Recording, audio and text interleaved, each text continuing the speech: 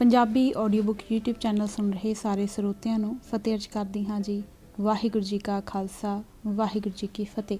ਕਿਤਾਬ 1984 ਅਣਚਿਤਵਿਆ ਕਹਿਰ, ਭਾਗ 9ਵਾਂ, ਪੰਨਾ ਨੰਬਰ 136।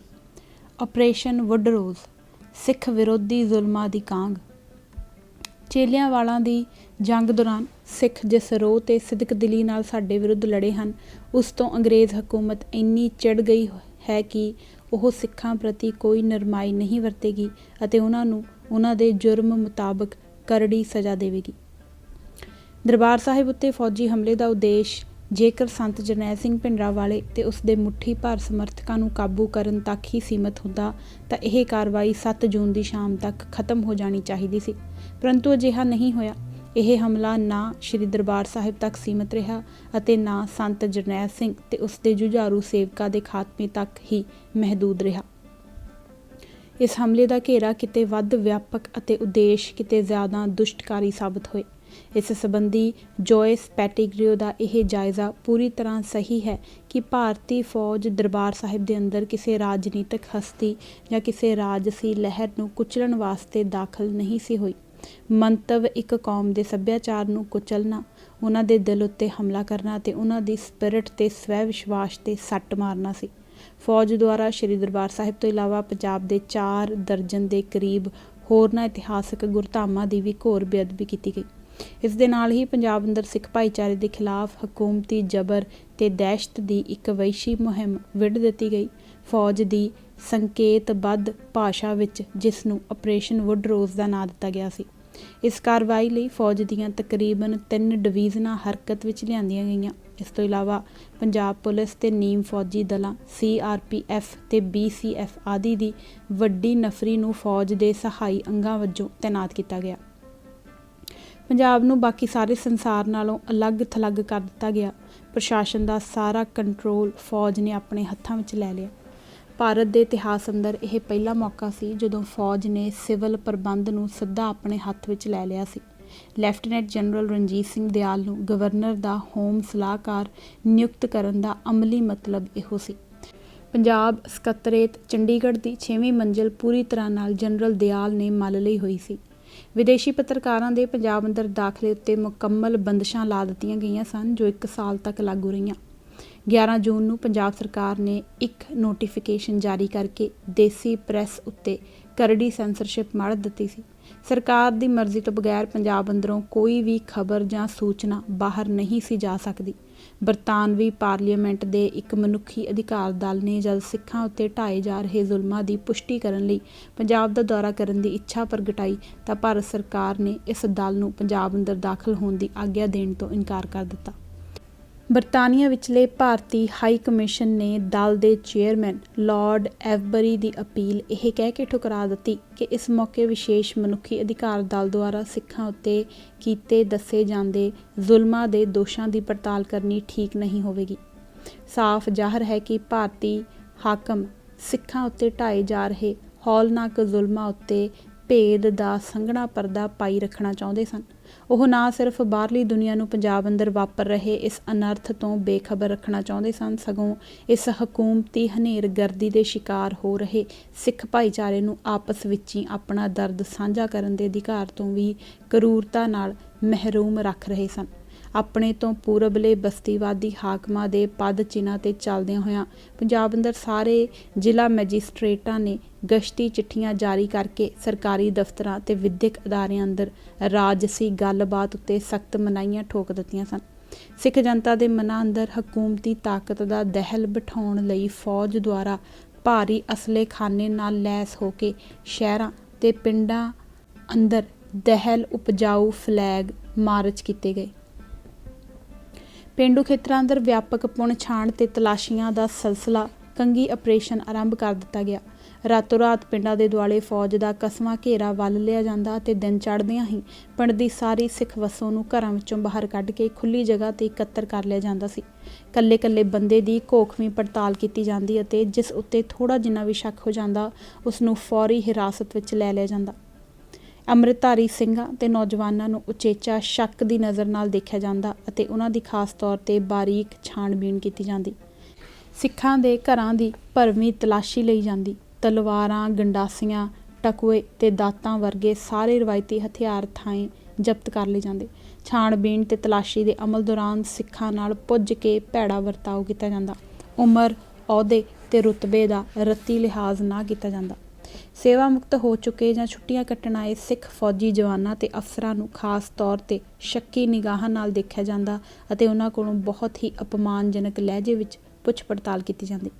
ਜੇਕਰ ਕੋਈ ਵੀ ਸਿੱਖ ਰਾਹ ਖਹਿੜੇ ਜਾਂਦਾ ਨਜ਼ਰ ਪੈ ਜਾਂਦਾ ਤਾਂ ਉਸ ਨੂੰ ਬਿਨਾਂ ਕੁਝ ਪੁੱਛੇ ਦੱਸੇ ਤੌਣੀ ਚਾੜ ਦਿੱਤੀ ਜਾਂਦੀ। ਇੱਥੋਂ ਤੱਕ ਕਿ ਆਪਣੇ ਹੀ ਘਰਾਂ ਦੇ ਵਰਾਂਡਿਆਂ ਜਾਂ ਦਲਾਨਾਂ ਵਿੱਚ ਖੜ੍ਹਨਾ ਵੀ ਅਪਰਾਧ ਗਿਣਿਆ ਜਾਣ ਲੱਗਾ। ਚੰਡੀਗੜ੍ਹ ਅੰਦਰ ਰਿਹਾਇਸ਼ੀ ਖੇਤਰਾਂ ਅੰਦਰ ਗਸ਼ਤ ਕਰ ਰਹੇ ਇੱਕ ਫੌਜੀ ਦਸਤੇ ਨੇ ਮੰਨੇ ਪ੍ਰਮੰਨੇ ਵਿਦਵਾਨ ਦਰਸ਼ਨ ਸਿੰਘ ਮੈਣੀ ਨੂੰ ਆਪਣੇ ਹੀ ਘਰ ਦੇ ਵਰਾਂਡੇ ਅੰਦਰ ਟਹਿਲਣ ਤੋਂ ਕੁਰਕਤੀ ਨਾਲ ਵਰਜ ਦਿੱਤਾ ਸੀ। ਸੜਕਾਂ ਤੇ ਰਸਤਿਆਂ ਉੱਤੇ ਜਗ੍ਹਾ ਜਗ੍ਹਾ ਫੌਜੀ ਨਾਕੇ ਲਾ ਕੇ ਸਿੱਖਾਂ ਨੂੰ ਬੱਸਾਂ, ਕਾਰਾਂ, ਸਕੂਟਰਾਂ ਤੇ ਸਾਈਕਲਾਂ ਤੋਂ ਉਤਾਰ ਕੇ ਉਹਨਾਂ ਦੀ ਤਲਾਸ਼ੀ ਲਈ ਜਾਂਦੀ। ਸਾਬਤ ਸੂਰਤ ਸਿੱਖਾਂ ਨੂੰ ਗਿਣ ਮਿੱਥ ਕੇ ਜਲੀਲ ਕੀਤਾ ਜਾਂਦਾ। ਪੁਣ ਛਾਣ ਤੇ ਤਲਾਸ਼ੀਆਂ ਦੀ ਇਹ ਮੁਹਿੰਮ ਕੋਈ 3 ਮਹੀਨਿਆਂ ਤੱਕ ਬੇਰੋਕ ਚੱਲਦੀ ਰਹੀ। ਇਸ ਦੌਰਾਨ ਹਿਰਾਸਤ 'ਚ ਲਏ ਸਿੱਖਾਂ ਕੋਲੋਂ ਪੁੱਛਗਿੱਛ ਕਰਨ ਲਈ ਪੰਜਾਬ ਭਰ ਦੇ ਪੁਲਿਸ ਥਾਣਿਆਂ, ਰੈਸਟ ਹਾਊਸਾਂ ਤੇ ਫੌਜੀ ਕੈਂਪਾਂ ਨੂੰ ਤਸੀਹਾ ਕੇਂਦਰਾਂ ਵਿੱਚ ਤਬਦੀਲ ਕਰ ਦਿੱਤਾ ਗਿਆ, ਜਿੱਥੇ ਹਜ਼ਾਰਾਂ ਦੀ ਸੰਖਿਆ ਵਿੱਚ ਸਿੱਖ ਨੌਜਵਾਨਾਂ ਉੱਤੇ ਬੇਤਹਾਸ਼ਾ ਜ਼ਬਰ ਢਾਇਆ ਗਿਆ। ਇਸ ਜ਼ਬਰ ਤੋਂ ਡਰਦੇ ਮਾਰੇ ਬਹੁਤ ਸਾਰੇ ਸਿੱਖ ਨੌਜਵਾਨ ਘਰ-ਬਾਰ ਛੱਡਣ ਲਈ ਮਜਬੂਰ ਹੋ ਗਏ। ਸਰਹੱਦੀ ਖੇਤਰ ਦੇ ਸਿੱਖ ਨੌਜਵਾਨ ਸੈਂਕੜਿਆਂ ਦੀ ਗਿਣਤੀ ਵਿੱਚ ਸਰਹੱਦ ਪਾਰ ਕਰਕੇ ਪਾਕਿਸਤਾਨ ਚਲੇ ਗਏ। ਫੌਜ ਅਤੇ ਪੁਲਿਸ ਨੇ ਘਰ-ਬਾਰ ਛੱਡਣ ਲਈ ਮਜਬੂਰ ਹੋਏ ਇਹਨਾਂ ਨੌਜਵਾਨਾਂ ਦੇ ਪਰਿਵਾਰਾਂ ਦਾ ਜਿਉਣਾ ਮੁਹਾਲ ਕਰ ਦਿੱਤਾ। ਇਹਨਾਂ ਪਰਿਵਾਰਾਂ ਦੇ ਮੈਂਬਰਾਂ ਨੂੰ ਵਾਰ-ਵਾਰ ਹਿਰਾਸਤ ਵਿੱਚ ਲੈ ਕੇ ਥਾਣਿਆਂ ਅੰਦਰ ਲਿਜਾਇਆ ਗਿਆ ਅਤੇ ਉਹਨਾਂ ਨੂੰ ਹਫ਼ਤਿਆਂ ਤੇ ਮਹੀਨਿਆਂ ਬੱਧੀ ਲਗਾਤਾਰ ਤਸੀਹੇ ਦਿੱਤੇ ਜਾਂਦੇ ਰਹੇ। ਉਹਨਾਂ ਦੀਆਂ ਫਸਲਾਂ ਉਜਾੜ ਦਿੱਤੀਆਂ ਗਈਆਂ ਤੇ ਘਰ-ਬਾਰ ਤਬਾਹ ਕਰ ਦਿੱਤੇ ਗਏ। ਘਿਣਾਉਣੇ ਜ਼ੁਲਮਾਂ ਦਾ ਇਹ ਦੌਰਾ ਕਈ ਮਹੀਨਿਆਂ ਤੱਕ ਚੱਲਦਾ ਰਿਹਾ। ਇਸ ਦੌਰਾਨ ਦੇਸ਼ ਦੀ ਕਿਸੇ ਵੀ ਰਾਜਸੀ ਪਾਰਟੀ ਨੇ ਇਸ ਅਨਿਆਏ ਵਿਰੁੱਧ ਖਾਲੀ ਬਿਆਨ ਤੱਕ ਦੇਣਾ ਵੀ ਜ਼ਰੂਰੀ ਨਾ ਸਮਝਿਆ।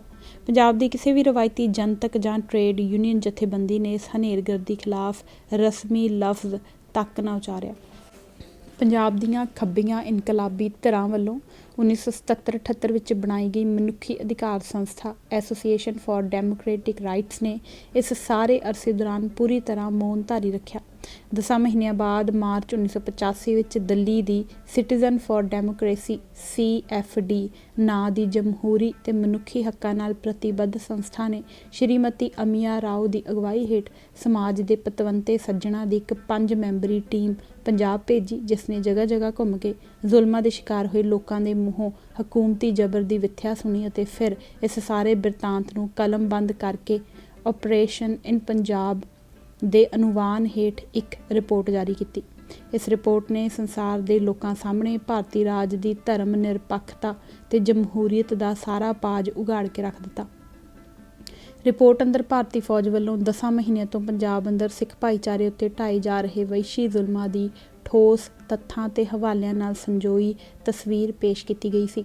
ਸਿੱਖਾਂ ਉੱਤੇ ਢਾਏ ਗਏ ਜ਼ੁਲਮਾਂ ਦੇ ਆਕਾਰ ਤੇ ਤੀਖਣਤਾ ਨੂੰ ਦੇਖ ਕੇ ਰਿਪੋਰਟ ਦੇ ਲੇਖਕਾਂ ਨੇ ਡੂੰਘਾ ਹੌਕਾ ਲੈਂਦਿਆਂ ਲਿਖਿਆ ਕਿ ਪੰਜਾਬ ਤੋਂ ਬਾਹਰ ਬੈਠੇ ਬਹੁਤ ਘੱਟ ਲੋਕਾਂ ਨੂੰ ਇਹ ਪਤਾ ਹੋਵੇਗਾ, ਜਾਂ ਜੇਕਰ ਪਤਾ ਹੋਵੇਗਾ ਵੀ ਤਾਂ ਉਹ ਇਹ ਗੱਲ ਮੰਨਣ ਲਈ ਤਿਆਰ ਨਹੀਂ ਹੋਣਗੇ ਕਿ ਪੰਜਾਬ ਦੇ ਦੂਰ ਦੁਰਾਡੇ ਪਿੰਡਾਂ ਅੰਦਰ ਸੈਂਕੜੇ ਹੀ ਨਿਰਦੋਸ਼ ਅਤੇ ਬੇਸਹਾਰਾ ਮਰਦਾਂ ਤੇ ਔਰਤਾਂ ਦੇ ਖਿਲਾਫ ਇੱਕ ਅਣਐਲਾਨੀ ਤੇ ਇੱਕ ਤਰਫਾ ਜੰਗ ਲੜੀ ਜਾ ਰਹੀ ਹੈ ਅਤੇ ਇਹਨਾਂ ਜ਼ੁਲਮਾਂ ਦੇ ਸ਼ਿਕਾਰ ਲੋਕਾਂ ਦੀ ਆਵਾਜ਼ ਨੂੰ ਭਾਰਤ ਦੇ ਬਾਕੀ ਹਿੱਸਿਆਂ ਤੱਕ ਪਹੁੰਚਣ ਨਹੀਂ ਦਿੱਤਾ ਜਾ ਰਿਹਾ। ਰਿਪੋਰਟ ਵਿੱਚ ਦਰਸਾਇਆ ਗਿਆ ਕਿ ਦਹਿਸ਼ਤਗਰਦੀ ਨੂੰ ਕੁਚਲਣ ਦੇ ਨਾਂ ਹੇਠਾਂ ਸਿੱਖਾਂ ਉੱਤੇ ਨੰਗੀ ਹਕੂਮਤੀ ਦਹਿਸ਼ਤਗਰਦੀ ਮੜ੍ਹ ਦਿੱਤੀ ਗਈ ਹੈ।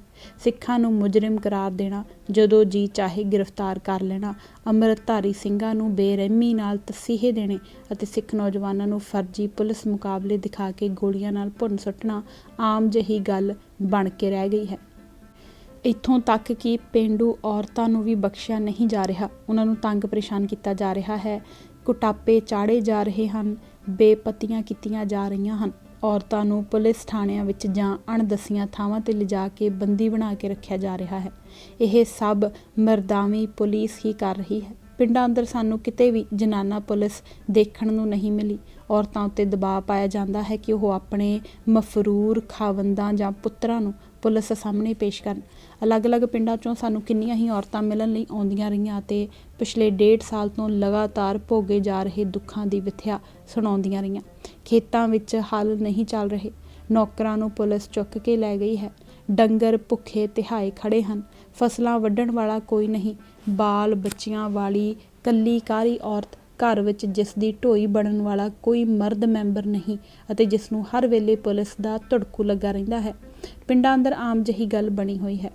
ਬਹੁਤ ਸਾਰੇ ਪਿੰਡਾਂ ਅੰਦਰ ਉਮੀਦ ਅਤੇ ਬੇਉਮੀਦੀ ਵਿੱਚ ਲਟਕ ਰਹੀਆਂ ਪੁਲਿਸ ਤੋਂ ਸਹਿਮੀਆਂ ਔਰਤਾਂ ਘਰਾਂ ਨੂੰ ਜਿੰਦਰੇ ਮਾਰ ਕੇ ਅਣਦੱਸੀਆਂ ਥਾਵਾਂ 'ਤੇ ਚਲੀਆਂ ਗਈਆਂ ਹਨ। ਅਸੀਂ ਦੇਖਿਆ ਕਿ ਵੇਰਕਾ ਪਿੰਡ ਅੰਦਰ ਤਾਂ ਘਰਾਂ ਨੂੰ ਜੰਦਰੇ ਵੀ ਨਹੀਂ ਸਨ ਵੱਜੇ ਹੋਏ, ਉਹ ਖੁੱਲ੍ਹੇ ਉਜਾੜ ਪਏ ਸਨ। ਅਲੱਗ-ਅਲੱਗ ਥਾਵਾਂ ਤੋਂ ਜ਼ੁਲਮਾਂ ਸੰਬੰਧੀ ਹਾਸਲ ਕੀਤੇ ਭਰਵੇਂ ਤੱਥ ਤੇ ਵੇਰਵੇ ਦੇਣ ਤੋਂ ਬਾਅਦ ਰਿਪੋਰਟ ਵਿੱਚ ਇਹ ਨਿਚੋੜ ਦਰਜ ਕੀਤਾ ਗਿਆ ਕਿ ਪੁਲਿਸ ਵੱਲੋਂ ਢਾਏ ਜਾ ਰਹੇ ਜ਼ੁਲਮਾਂ ਦਾ ਇੱਕ ਖਾਸ ਪੈਟਰਨ ਹੈ। ਖਾਸ ਚੁਣਵੇਂ ਘਰਾਂ ਅੰਦਰ ਵਾਰ-ਵਾਰ ਛਾਪੇ ਮਾਰੇ ਜਾਂਦੇ ਹਨ। ਖਾਸ ਚੁਣਵੇਂ ਵਿਅਕਤੀਆਂ ਨੂੰ ਵਾਰ-ਵਾਰ ਪੁਲਿਸ ਦੀ ਹਿਰਾਸਤ ਵਿੱਚ ਲੈ ਲਿਆ ਜਾਂਦਾ ਹੈ। ਉਹਨਾਂ ਦਾ ਸਾਰਾ ਸੰਦ ਸੰਦੇੜਾ ਚੁੱਕ ਲਿਆ ਜਾਂਦਾ ਹੈ। ਔਰਤਾਂ ਨੂੰ ਅਣਦੱਸੇ ਥਾਵਾਂ 'ਤੇ ਲਿਜਾਇਆ ਜਾਂਦਾ ਹੈ। ਫਸਲਾਂ ਤੇ ਘਰਾਂ ਨੂੰ ਅੱਗ ਨਾਲ ਲੂ ਸੁੱਟਣ ਦੇ ਡਰਾਵੇ ਦਿੱਤੇ ਜਾਂਦੇ ਹਨ।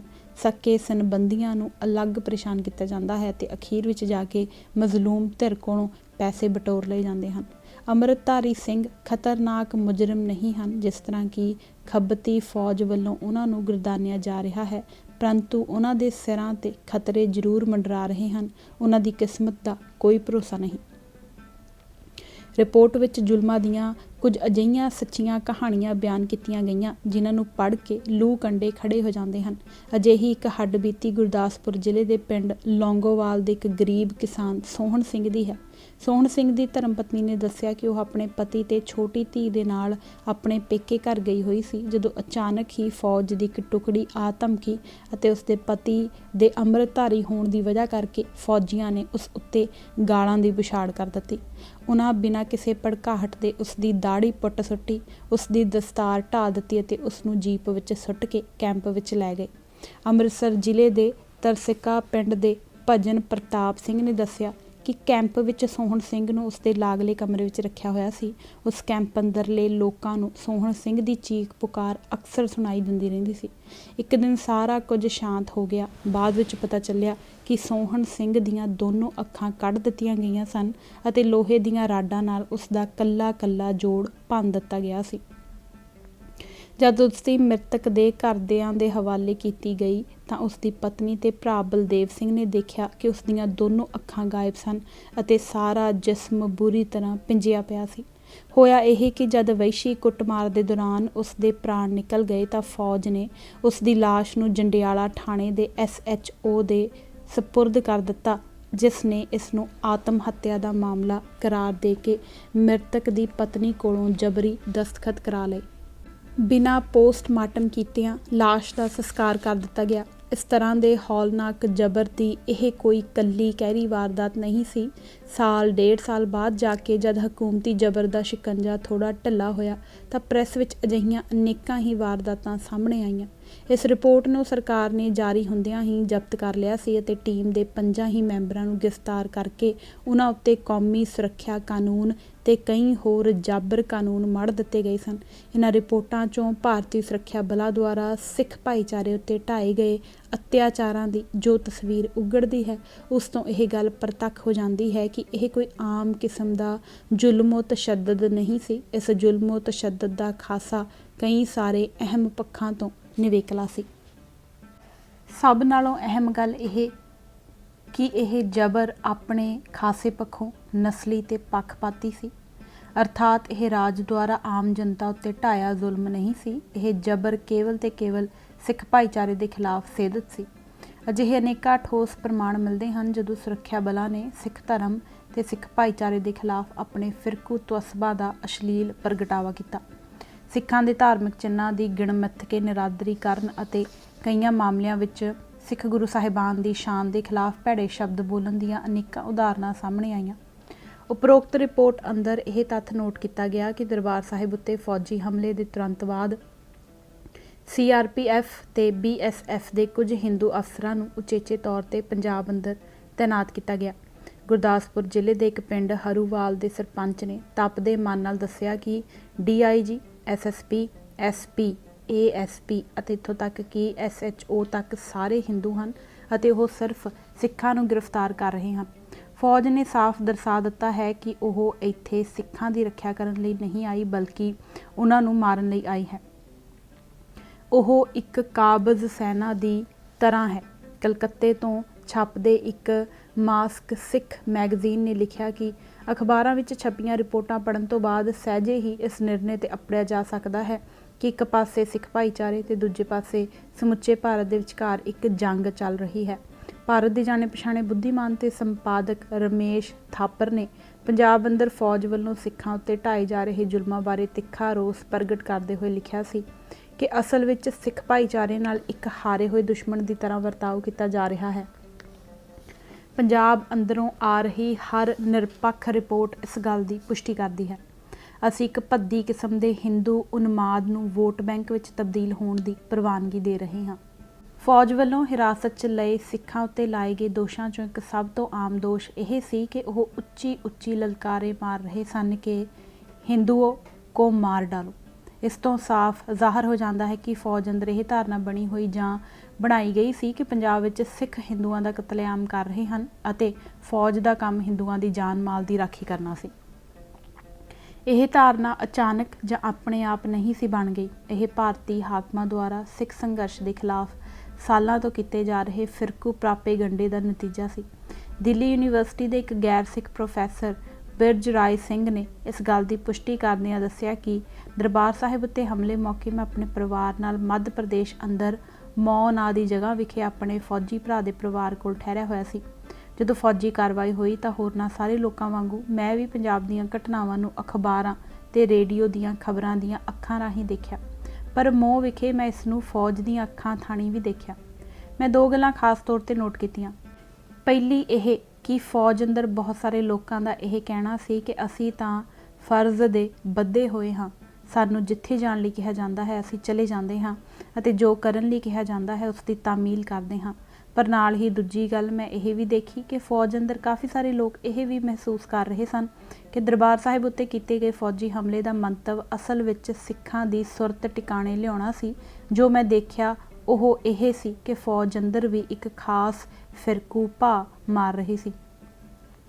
ਗੰਗਾਨਗਰ ਵਿਖੇ ਮਿਲਟਰੀ ਇੰਟੈਲੀਜੈਂਸ ਦੇ ਇੱਕ ਸਿੱਖ ਜਵਾਨ ਨੇ ਬਾਅਦ ਵਿੱਚ ਭਰੇ ਪੀਤੇ ਮਨ ਨਾਲ ਇਹ ਭੇਦ ਜ਼ਾਹਰ ਕੀਤਾ ਕਿ ਦਰਬਾਰ ਸਾਹਿਬ ਉੱਤੇ ਹਮਲਾ ਕਰਨ ਤੋਂ ਬਾਅਦ ਉਸ ਦੇ ਇੱਕ ਸੀਨੀਅਰ ਅਫਸਰ ਨੇ ਉਸ ਨੂੰ ਹਕਾਰਤ ਨਾਲ ਇਹ ਸ਼ਬਦ ਬੋਲੇ ਸਨ ਕਿ ਦੇਖਾ ਨਾ ਭਿੰਡਰਾ ਵਾਲੇ की भिंडी बना दी और अकाल तख्त भी गिरा दिया। ਦਰਬਾਰ ਸਾਹਿਬ ਉੱਤੇ ਹਮਲੇ ਉਪਰੰਤ ਭਾਰਤੀ ਫੌਜ ਦੇ ਆਪਣੇ ਮਾਸਿਕ ਰਸਾਲੇ ਫੌਜੀ ਜਵਾਨ ਸੀਰੀਅਲ ਨੰਬਰ 153 ਜੁਲਾਈ 1984 ਵਿੱਚ ਪੰਜਾਬ ਦੀ ਸਥਿਤੀ ਦਾ ਹਾਲ ਵਰਣਨ ਪੇਸ਼ ਕਰਨ ਦੇ ਬਹਾਨੇ ਸਿੱਖ ਵਿਰੋਧੀ ਭਾਵਨਾਵਾਂ ਦੀ ਨੰਗੀ ਤੇ ਉਜੜ ਪੇਸ਼ਕਾਰੀ ਕੀਤੀ ਗਈ, ਜਿਸ ਦਾ ਉਦੇਸ਼ ਦਰਬਾਰ ਸਾਹਿਬ ਉੱਤੇ ਕੀਤੇ ਗਏ ਹਮਲੇ ਨੂੰ ਵਾਜਬ ਠਹਿਰਾਉਣਾ ਅਤੇ ਫੌਜੀਆਂ ਨੂੰ ਸਿੱਖਾਂ ਉੱਤੇ ਹੋਰ ਵਧੇਰੇ ਜਬਰ ਢਾਉਣ ਲਈ ਮਾਨਸਿਕ ਤੌਰ ਤੇ ਉਤੇਜਿਤ ਕਰਨਾ ਸੀ। ਇਹ ਕਿਹਾ ਗਿਆ ਕਿ ਅਕਾਲੀ ਸੰਘਰਸ਼ ਨਰਮਪੰਥੀ ਲੀਡਰਾਂ ਦੇ ਹੱਥੋਂ ਨਿਕਲ ਕੇ ਅੱਤਵਾਦੀਆਂ ਦੇ ਹੱਥਾਂ ਵਿੱਚ ਚਲਾ ਗਿਆ। ਪੂਜਾ ਦੇ ਸਥਾਨ ਇਹਨਾਂ ਅੱਤਵਾਦੀਆਂ ਦੀਆਂ ਗੈਰ ਕਾਨੂੰਨੀ ਕਾਰਵਾਈਆਂ ਦੇ ਅੱਡੇ ਬਣ ਗਏ। ਸਰਕਾਰ ਨੇ ਅੱਤਵਾਦੀਆਂ ਨਾਲ ਨਿਪਟਣ ਲਈ ਬਹੁਤ ਸਬਰ ਤੋਂ ਕੰਮ ਲਿਆ। ਇਹਨਾਂ ਅੱਤਵਾਦੀਆਂ ਨੇ ਗੁਰਦੁਆਰਿਆਂ ਵਿੱਚ ਪਨਾਹ ਲੈ ਰੱਖੀ ਸੀ, ਜਿੱਥੋਂ ਉਹ ਨਿਰਦੋਸ਼ ਲੋਕਾਂ ਦੇ ਮੌਤ ਦੇ ਵਾਰੰਟ ਜਾਰੀ ਕਰਦੇ ਸਨ ਤੇ ਸਾਰੇ ਦੇਸ਼ ਵਿੱਚ ਹੀ ਹਰ ਫਿਰਕੇ ਦੇ ਲੋਕਾਂ ਨੂੰ ਕਤਲ ਕਰਦੇ ਸਨ। ਇਹ ਅੱਤਵਾਦੀ ਜਰਾਇਮ ਪੇਸ਼ਾ, ਕਾਤਲ, ਸਮਗਲਰ ਤੇ ਇਹੋ ਜਿਹੇ ਲੋਕ ਸਨ ਜੋ ਕਿ ਪੁਲਿਸ ਨੂੰ ਚਾਹੀਦੇ ਸਨ।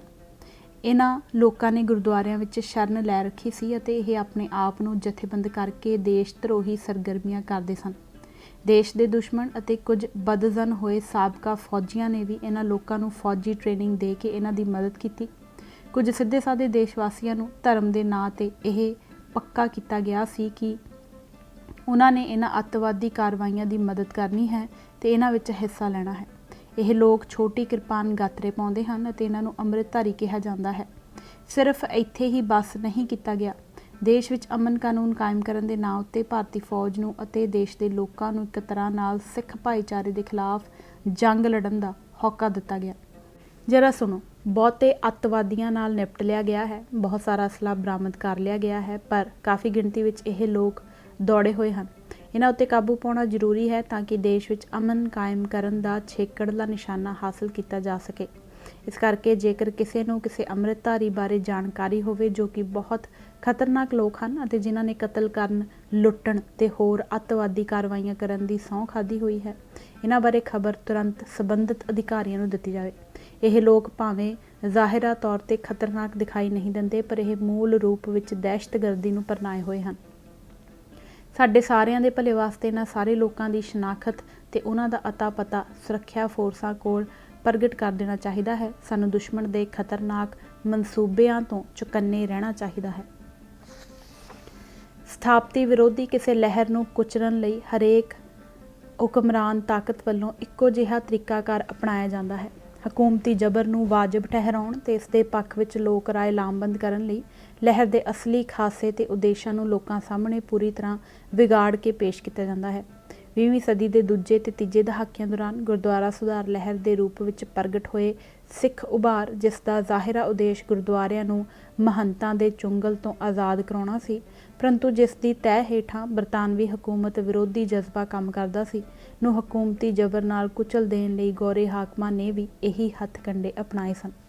ਫੌਜੀਆਂ ਦੇ ਦਿਮਾਗਾਂ ਅੰਦਰ ਇੱਕ ਤਰਫਾ ਹਕੂਮਤੀ ਨੁਕਤਾ ਨਜ਼ਰ ਕੁੱਟ-ਕੁੱਟ ਕੇ ਭਰਨ ਅਤੇ ਇਸ ਮੰਤਵ ਲਈ ਬਕਾਇਦਾ ਉਚੇਚੀ ਪ੍ਰਚਾਰ ਸਮੱਗਰੀ, ਮਾਸਿਕ ਰਸਾਲੇ ਤੋਂ ਲੈ ਕੇ ਵਿਸ਼ੇਸ਼ ਪੈਂਫਲੇਟ ਆਦਿ ਛਾਪਣ ਦੀ ਰੀਤ ਮੌਜੂਦਾ ਭਾਰਤੀ ਹਾਕਮਾਂ ਨੇ ਸਾਬਕਾ ਬਸਤੀਵਾਦੀ ਹਾਕਮਾਂ ਕੋਲੋਂ ਹੀ ਵਿਰਾਸਤ ਵਿੱਚ ਗ੍ਰਹਿਣ ਕੀਤੀ ਹੈ।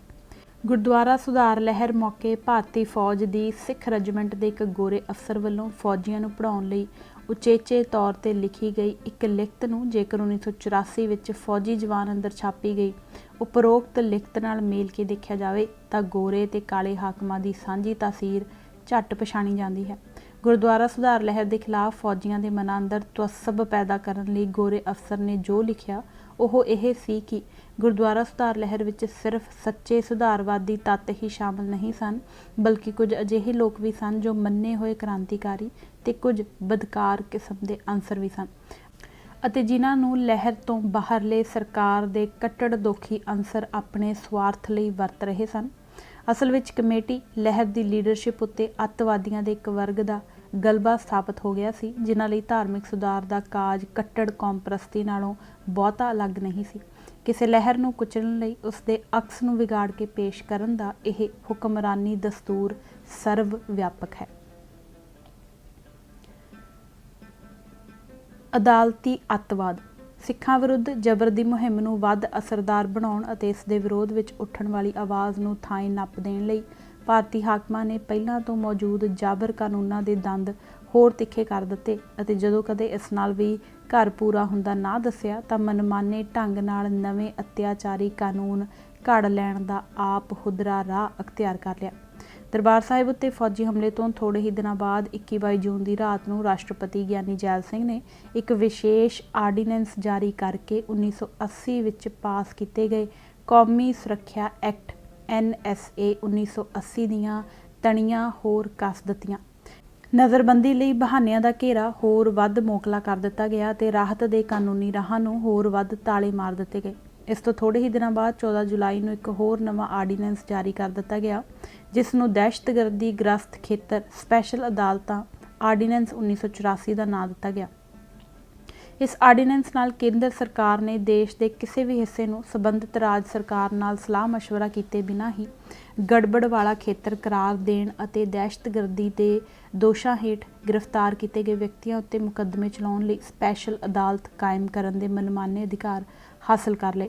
ਮਨੁੱਖੀ ਹੱਕਾਂ ਦੀ ਰੱਖਿਆ ਲਈ ਨਿਧੜਕ ਆਵਾਜ਼ ਬੁਲੰਦ ਕਰਨ ਵਾਲੇ ਸੁਪਰੀਮ ਕੋਰਟ ਦੇ ਪ੍ਰਸਿੱਧ ਵਕੀਲ ਗੋਬਿੰਦ ਮੁਖੋਤੀ ਨੇ ਇਸ ਆਰਡੀਨੈਂਸ ਬਾਰੇ ਫੌਰੀ ਤਿੱਖਾ ਪ੍ਰਤੀਕਰਮ ਪ੍ਰਗਟਾਉਂਦਿਆਂ ਲਿਖਿਆ ਸੀ ਕਿ ਇਹ ਕਾਨੂੰਨ ਬਿਨਾਂ ਸ਼ੱਕ ਆਜ਼ਾਦ ਭਾਰਤ ਅੰਦਰ ਪਾਸ ਕੀਤੇ ਗਏ ਕਿਸੇ ਵੀ ਕਾਨੂੰਨ ਨਾਲੋਂ ਵੱਧ ਕੇ ਗੈਰ ਜਮਹੂਰੀ ਹੈ। ਇਹ ਪਹਿਲੇ ਸਾਰੇ ਜਾਬਰ ਕਾਨੂੰਨਾਂ ਨੂੰ ਮਾਤ ਪਾਉਂਦਾ ਹੈ। ਇਹ ਆਰਡੀਨੈਂਸ ਕੁਦਰਤੀ ਇਨਸਾਫ ਤੇ ਬੁਨਿਆਦੀ ਹੱਕਾਂ ਦੀ ਉਲੰਘਣਾ ਕਰਦਾ ਹੈ ਅਤੇ ਇਸ ਵਿੱਚ ਜਿਹੜੀਆਂ ਸਪੈਸ਼ਲ ਅਦਾਲਤਾਂ ਦੀ ਗੱਲ ਕੀਤੀ ਗਈ ਹੈ, ਇਹ ਅਦਾਲਤਾਂ ਇਹਨਾਂ ਅਰਥਾਂ ਵਿੱਚ ਸਪੈਸ਼ਲ ਹਨ ਕਿ ਇਹਨਾਂ ਵਿੱਚ ਹੱਕ ਇਨਸਾਫ ਦੇ ਅਡੰਬਰ ਦੀ ਵੀ ਲੋੜ ਨਹੀਂ ਸਮਝੀ ਗਈ। ਦੋਸ਼ੀ ਦੇ ਬਚਾਓ ਦੀ ਮੁਸ਼ਕਲ ਨਾਲ ਹੀ ਕੋਈ ਗੁੰਜਾਇਸ਼ ਛੱਡੀ ਗਈ ਹੈ। ਕਿਸੇ ਨੂੰ ਇੱਕ ਵਾਰ ਜਦੋਂ ਦਹਿਸ਼ਤਗਰਦ ਗਰਦਾਨ ਦਿੱਤਾ ਗਿਆ ਤਾਂ ਉਸ ਤੋਂ ਬਾਅਦ ਰਾਜ ਵੱਲੋਂ ਉਸ ਦੇ ਕਾਨੂੰਨੀ ਕਤਲ ਦਾ ਰਾਹ ਪੱਧਰਾ ਹੋ ਜਾਵੇਗਾ। ਇਹ ਕਾਨੂੰਨ ਜਿਸ ਢੰਗ ਨਾਲ ਪਾਸ ਕੀਤੇ ਤੇ ਲਾਗੂ ਕੀਤੇ ਗਏ, ਉਸ ਤੋਂ ਜਿੱਥੇ ਭਾਰਤੀ ਜਮਹੂਰੀਅਤ ਦਾ ਗੈਰ ਜਮਹੂਰੀ ਖਾਸਾ ਹੋਰ ਨੰਗੀ ਸ਼ਕਲ ਵਿੱਚ ਉਗੜ ਕੇ ਸਾਹਮਣੇ ਆ ਗਿਆ, ਉੱਥੇ ਭਾਰਤੀ ਹੁਕਮਰਾਨ ਵਰਗਾਂ ਦੀ ਸਿੱਖ ਦੁਸ਼ਮਣੀ ਦਾ ਰੰਗ ਹੋਰ ਗੂੜੇ ਰੂਪ ਵਿੱਚ ਪ੍ਰਗਟ ਹੋ ਗਿਆ। ਉਹਨਾਂ ਦੇ ਫਿਰਕੂ ਅਤੇ ਫੌਰੀ ਰਾਜਨੀਤਿਕ ਮੰਤਵ ਕਰੂਪ ਸ਼ਕਲ ਵਿੱਚ ਜ਼ਾਹਰ ਹੋ ਗਏ। ਉਪਰੋਕਤ ਜਾਬਰ ਕਾਨੂੰਨਾਂ ਦੇ ਮਾਮਲੇ ਵਿੱਚ ਕੁਝ ਗੱਲਾਂ ਡੂੰਘੇ ਧਿਆਨ ਦੀਆਂ ਮੰਗ ਕਰਦੀਆਂ ਹਨ। ਇੱਕ ਤਾਂ ਇਹ ਆਰਡੀਨੈਂਸ ਉਦੋਂ ਜਾਰੀ ਕੀਤੇ ਗਏ ਜਦੋਂ ਪਾਰਲੀਮੈਂਟ ਦਾ ਵਰਖਾ ਰੁੱਤ ਦਾ ਇਜਲਾਸ ਸ਼ੁਰੂ ਹੋਣ ਵਿੱਚ ਕੁਝ ਹੀ ਦਿਨ ਬਾਕੀ ਸਨ। ਜਮਹੂਰੀ ਮਰਿਆਦਾ ਇਹ ਮੰਗ ਕਰਦੀ ਸੀ ਕਿ ਕਾਹਲੀ ਵਿੱਚ ਅਤੇ ਗੈਰ ਜਮਹੂਰੀ ਢੰਗ ਨਾਲ ਆਰਡੀਨੈਂਸ ਜਾਰੀ ਕਰਨ ਦੀ ਥਾਵੇਂ ਪਾਰਲੀਮੈਂਟ ਵਿੱਚ ਇਹਨਾਂ ਕਾਨੂੰਨਾਂ ਦੇ ਖਰੜੇ ਪੇਸ਼ ਕੀਤੇ ਜਾਂਦੇ ਅਤੇ ਉਹਨਾਂ ਉੱਤੇ ਭਰਮੀ ਬਹਿਸ ਵਿਚਾਰ ਤੋਂ ਬਾਅਦ ਪਾਰਲੀਮੈਂਟ ਦੀ ਪ੍ਰਵਾਨਗੀ ਨਾਲ ਉਹਨਾਂ ਨੂੰ ਕਾਨੂੰਨ ਦਾ ਦਰਜਾ ਦਿੱਤਾ ਜਾਂਦਾ। ਪਰ ਅਜਿਹੀ ਜਮਹੂਰੀ ਮਰਿਆਦਾ ਦੇ ਝੰਜਟ ਵਿੱਚ ਪੈਣ ਦੀ ਲੋੜ ਨਾ ਤਾਂ ਤਤਕਾਲੀ ਹੁਕਮਰਾਨ ਧਿਰ ਨੇ ਸਮਝੀ ਅਤੇ ਨਾ ਹੀ ਵਿਰੋਧੀ ਰਾਜਸੀ ਧਿਰ ਨੇ ਹੁਕਮਰਾਨ ਧਿਰ ਦੀ ਇਸ ਆਪ ਹੁਦਰਾਸ਼ਾਹੀ ਉੱਤੇ ਕੋਈ ਰੋਸ ਜਤਲਾਇਆ। ਜਦ ਪਾਰਲੀਮੈਂਟ ਦਾ ਇਜਲਾਸ ਜੁੜਿਆ ਤਾਂ ਇਹ ਦੋਨੋਂ ਆਰਡੀਨੈਂਸ ਬਿਨਾਂ ਵਿਰੋਧ ਲਗਭਗ ਸਰਬਸੰਮਤੀ ਨਾਲ ਪਾਸ ਕਰ ਦਿੱਤੇ ਗਏ। ਇਸ ਤੋਂ ਸਾਡੀ ਇਹ ਧਾਰਨਾ ਹੋਰ ਪ੍ਰਮਾਣਿਤ ਹੋ ਜਾਂਦੀ ਹੈ ਕਿ ਭਾਰਤ ਅੰਦਰ ਜਮਹੂਰੀ ਪਰੰਪਰਾਵਾਂ ਦੀ ਬੁਨਿਆਦ ਬੇਹੱਦ ਕੱਚੀ ਹੈ ਅਤੇ ਭਾਰਤੀ ਰਾਜ ਦੀ ਧਰਮ ਨਿਰਪੱਖਤਾ ਇੱਕਦਮ ਜਾਲੀ ਤੇ ਝੂਠੀ ਹੈ। ਜਦੋਂ ਮਸਲਾ ਕਿਸੇ ਗੈਰ ਹਿੰਦੂ ਧਾਰਮਿਕ ਘੱਟ ਗਿਣਤੀ ਭਾਈਚਾਰੇ ਨੂੰ ਕੁਚਲਣ ਦਾ ਹੋਵੇ ਤਾਂ ਜਮਹੂਰੀ ਮਰਿਆਦਾ ਦਾ ਘਾਣ ਕਰਨ ਦੇ ਮਸਲੇ ਤੇ ਦੇਸ਼ ਦੀਆਂ ਸਾਰੀਆਂ ਕੌਮੀ ਰਾਜਸੀ ਧਿਰਾਂ ਬਿਨਾਂ ਖੇਚਲ ਕੀਤਿਆਂ ਇੱਕਮਤ ਹੋ ਜਾਂਦੀਆਂ ਹਨ ਅਤੇ ਆਮ ਹਿੰਦੂ ਜਨਤਾ ਵੀ ਇਸ ਉਪੱਦਰ ਨੂੰ ਖੁਸ਼ੀ-ਖੁਸ਼ੀ ਪ੍ਰਵਾਨਗੀ ਦੇ ਦਿੰਦੀ ਹੈ ਜਾਂ ਫਿਰ ਇਸ ਤੋਂ ਅੱਖਾਂ ਮੀਟ ਲੈਂਦੀ ਹੈ। ਗੋਬਿੰਦ ਮੁਖੌਤੀ ਤੇ ਉਸ ਵਰਗੇ ਕੁਝ ਹੋਰਨਾਂ ਜਮਹੂਰੀਅਤ ਪਸੰਦ ਲੋਕਾਂ ਨੇ ਬਹੁਤ ਹਾਲ ਪਾਰਿਆ ਕੀਤੀ ਕਿ ਇਹ ਜਾਬਰ ਕਾਨੂੰਨ ਪਾਸ ਕਰਨ ਲਈ ਆੜ ਬੇਸ਼ੱਕ ਪੰਜਾਬ ਅੰਦਰ ਵਾਪਰੇ ਘਟਨਾਕ੍ਰਮ ਦੀ ਲਈ ਗਈ ਹੈ, ਪਰੰਤੂ ਇਹ ਕਾਨੂੰਨ ਇਕੱਲੇ ਪੰਜਾਬ ਅੰਦਰ ਨਹੀਂ ਸਾਰੇ ਦੇਸ਼ ਅੰਦਰ ਲਾਗੂ ਹੋਣ ਵਾਲੇ ਹਨ। ਇਹਨਾਂ ਰੌਸ਼ਨ ਜ਼ਮੀਰ ਤੱਤਾਂ ਜਿਨ੍ਹਾਂ ਦੀ ਸੰਖਿਆ ਮੂਲੋਂ ਹੀ ਥੋੜ੍ਹੀ ਸੀ ਨੇ ਵਿਰੋਧੀ ਰਾਜਸੀ ਦਲਾਂ ਤੇ ਦੇਸ਼ ਦੀ ਜਨਤਾ ਵੱਲੋਂ ਇਹਨਾਂ ਜਾਬਰ ਕਾਨੂੰਨਾਂ ਨੂੰ ਐਡੀ ਪੁਰਜ਼ੋਰ ਹਮਾਇਤ ਦਿੱਤੇ ਜਾਣ ਦੀ ਵਜ੍ਹਾ ਠੀਕ ਬੁੱਝ ਲਈ ਸੀ। ਕੌਮੀ ਸੁਰੱਖਿਆ ਐਕਟ ਦਾ ਇਹ ਸੋਧਿਆ ਹੋਇਆ ਰੂਪ ਕਿਉਂਕਿ ਪੰਜਾਬ ਅੰਦਰ ਲਾਗੂ ਕੀਤੇ ਗਏ ਬਹੁਤ ਸਾਰੇ ਹੋਰਨਾਂ ਕਾਨੂੰਨਾਂ ਦੀ ਜੰਜੀਰ ਦੀ ਹੀ ਇੱਕ ਕੜੀ ਸੀ। ਇਸ ਕਰਕੇ ਇਸ ਗੱਲ ਦੀ ਕਿਸੇ ਨੇ ਗੌਰ ਹੀ ਨਹੀਂ ਕੀਤੀ ਕਿ ਇਹ ਗਲ ਘੋਟੂ ਕਾਨੂੰਨ ਤਾਂ ਸਾਰੇ ਦੇਸ਼ ਵਾਸਤੇ ਹੀ ਘੜਿਆ ਗਿਆ ਹੈ। ਕੁਲਦੀਪ ਨਈਅਰ ਨੇ ਵੀ ਇਸ ਉੱਤੇ ਆਪਣਾ ਤਿੱਖਾ ਪ੍ਰਤੀਕਰਮ ਜਤਾਉਂਦੇ ਹੋਏ ਲਿਖਿਆ ਕਿ ਇਸ ਤੋਂ ਇਹ ਗੱਲ ਜੱਗ ਜ਼ਾਹਰ ਹੋ ਗਈ ਹੈ ਕਿ ਕਾਂਗਰਸ ਪਾਰਟੀ ਨੇ ਸਿੱਖ ਵੋਟ ਵਾਲਾ ਵਰਕਾ ਪਾੜ ਦਿੱਤਾ ਹੈ ਅਤੇ ਉਸ ਦੀ ਸਾਰੀ ਸੁਤਾ ਹਿੰਦੂ ਵੋਟ ਉੱਤੇ ਹੀ ਕੇਂਦਰਿਤ ਹੋ ਕੇ ਰਹਿ ਗਈ ਹੈ। ਇੱਥੇ ਨਈਅਰ ਜਾਣੇ ਤੌਰ ਤੇ ਸਾਰੇ ਦੇਸ਼ ਦਾ ਜਿੰਮਾ ਇੱਕੋ ਪਾਰਟੀ ਕਾਂਗਰਸ ਜਾਂ ਇਸ ਤੋਂ ਵੀ ਵੱਧ ਕੇ ਇੱਕੋ ਵਿਅਕਤੀ ਇੰਦਰਾ ਗਾਂਧੀ ਦੇ ਸਿਰ ਮੜਦਾ ਹੈ। ਇਸ ਨਾਲ ਭਾਰਤੀ ਰਾਜ ਦੀ ਮੂਲ ਮਰਜ਼ ਨੂੰ ਇੱਕ ਪਾਰਟੀ ਜਾਂ ਇੱਕ ਵਿਅਕਤੀ ਦਾ ਅਸਥਾਈ ਕਰੂਚੀ ਤੱਕ ਸੰਗੇੜ ਦੇਣ ਦੀ ਗੰਧਲੀ ਚੇਤਨਾ ਪੈਦਾ ਹੁੰਦੀ ਹੈ। ਕਾਂਗਰਸ ਤੇ ਇੰਦਰਾ ਗਾਂਧੀ ਦੇ ਕੱਟੜ ਨਿੰਦਕ ਕਈ ਸਾਰੇ ਹਿੰਦੂ ਕਾਲਮ ਨਵੀਸਾਂ ਬੁੱਧੀਜੀਵੀਆਂ ਤੇ ਸਮਾਜੀ ਤੇ ਰਾਜਸੀ ਕਾਰਕੁਨਾਂ ਦੀ ਪਹੁੰਚ ਅੰਦਰ ਇਹ ਦੋਸ਼ ਵਿਆਪਕ ਰੂਪ ਵਿੱਚ ਪ੍ਰਗਟ ਹੋਇਆ, ਜਿਸ ਨੇ ਸਿੱਖ ਚੇਤਨਾ ਉੱਤੇ ਵੀ ਬਰਾਬਰ ਮਾੜਾ ਅਸਰ ਛੱਡਿਆ। ਇਹਨਾਂ ਆਰਡੀਨੈਂਸਾਂ ਨੂੰ ਜਾਰੀ ਕਰਨ ਵਿੱਚ ਦਿਖਾਈ ਗਈ ਤੱਦੀ ਅਕਾਰਨ ਨਹੀਂ ਸੀ। ਸਰਕਾਰ ਨੇ ਗ੍ਰਿਫਤਾਰ ਕੀਤੇ ਗਏ ਸਿੱਖ ਆਗੂਆਂ ਤੇ ਕਾਰਕੁਨਾਂ ਨੂੰ ਅਣਮਿੱਥੇ ਸਮੇਂ ਲਈ ਜੇਲ੍ਹਾਂ ਅੰਦਰ ਤਾੜੀ ਰੱਖਣ ਦਾ ਦ੍ਰਿੜ ਇਰਾਦਾ ਧਾਰ ਰੱਖਿਆ ਹੋਇਆ ਸੀ।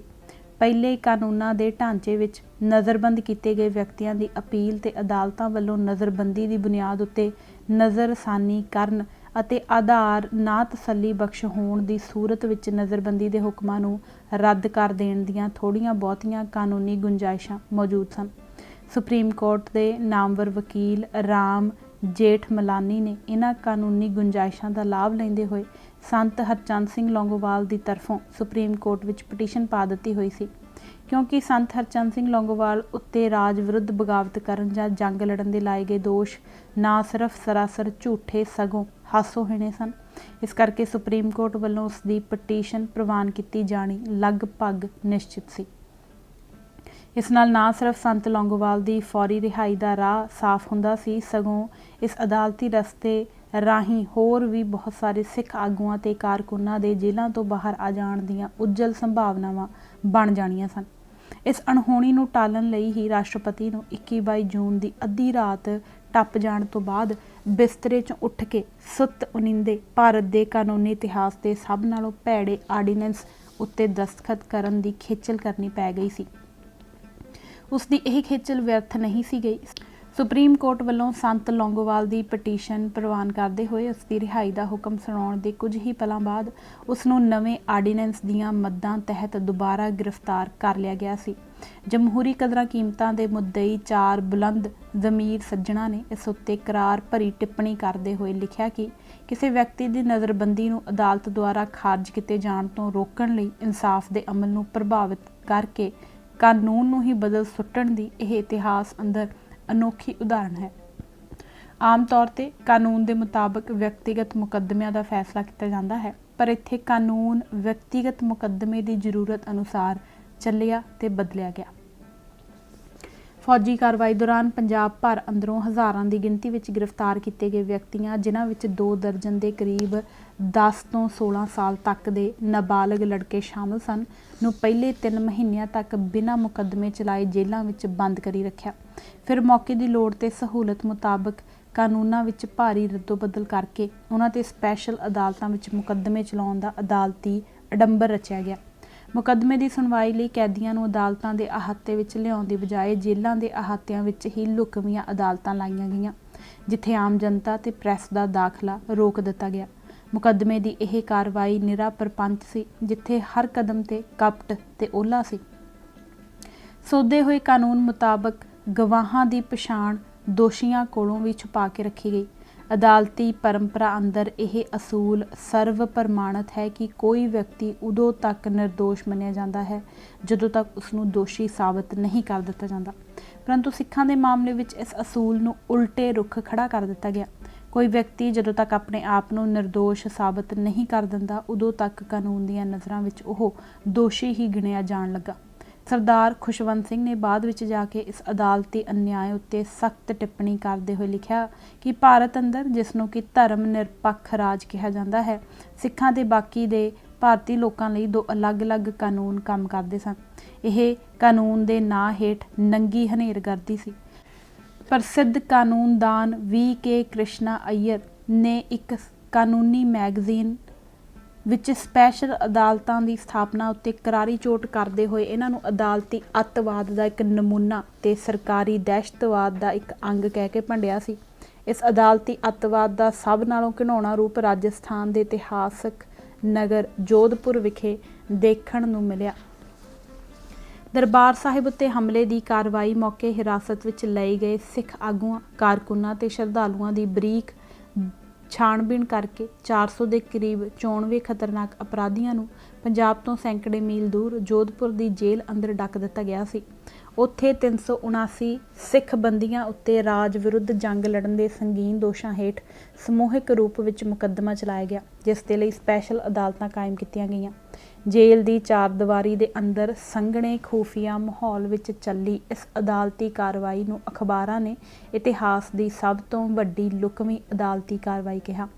ਇੱਥੇ ਇਹ ਗੱਲ ਚਿਤਾਰਨੀ ਜ਼ਰੂਰੀ ਹੈ ਕਿ ਦੂਜੀ ਸੰਸਾਰ ਜੰਗ ਦੇ ਖਾਤਮੇ ਤੋਂ ਬਾਅਦ ਨਾਜ਼ੀ ਜੰਗੀ ਮੁਜਰਿਮਾਂ ਉੱਤੇ ਵੀ ਖੁੱਲ੍ਹੀਆਂ ਅਦਾਲਤਾਂ ਵਿੱਚ ਮੁਕੱਦਮੇ ਚਲਾਏ ਗਏ ਸਨ।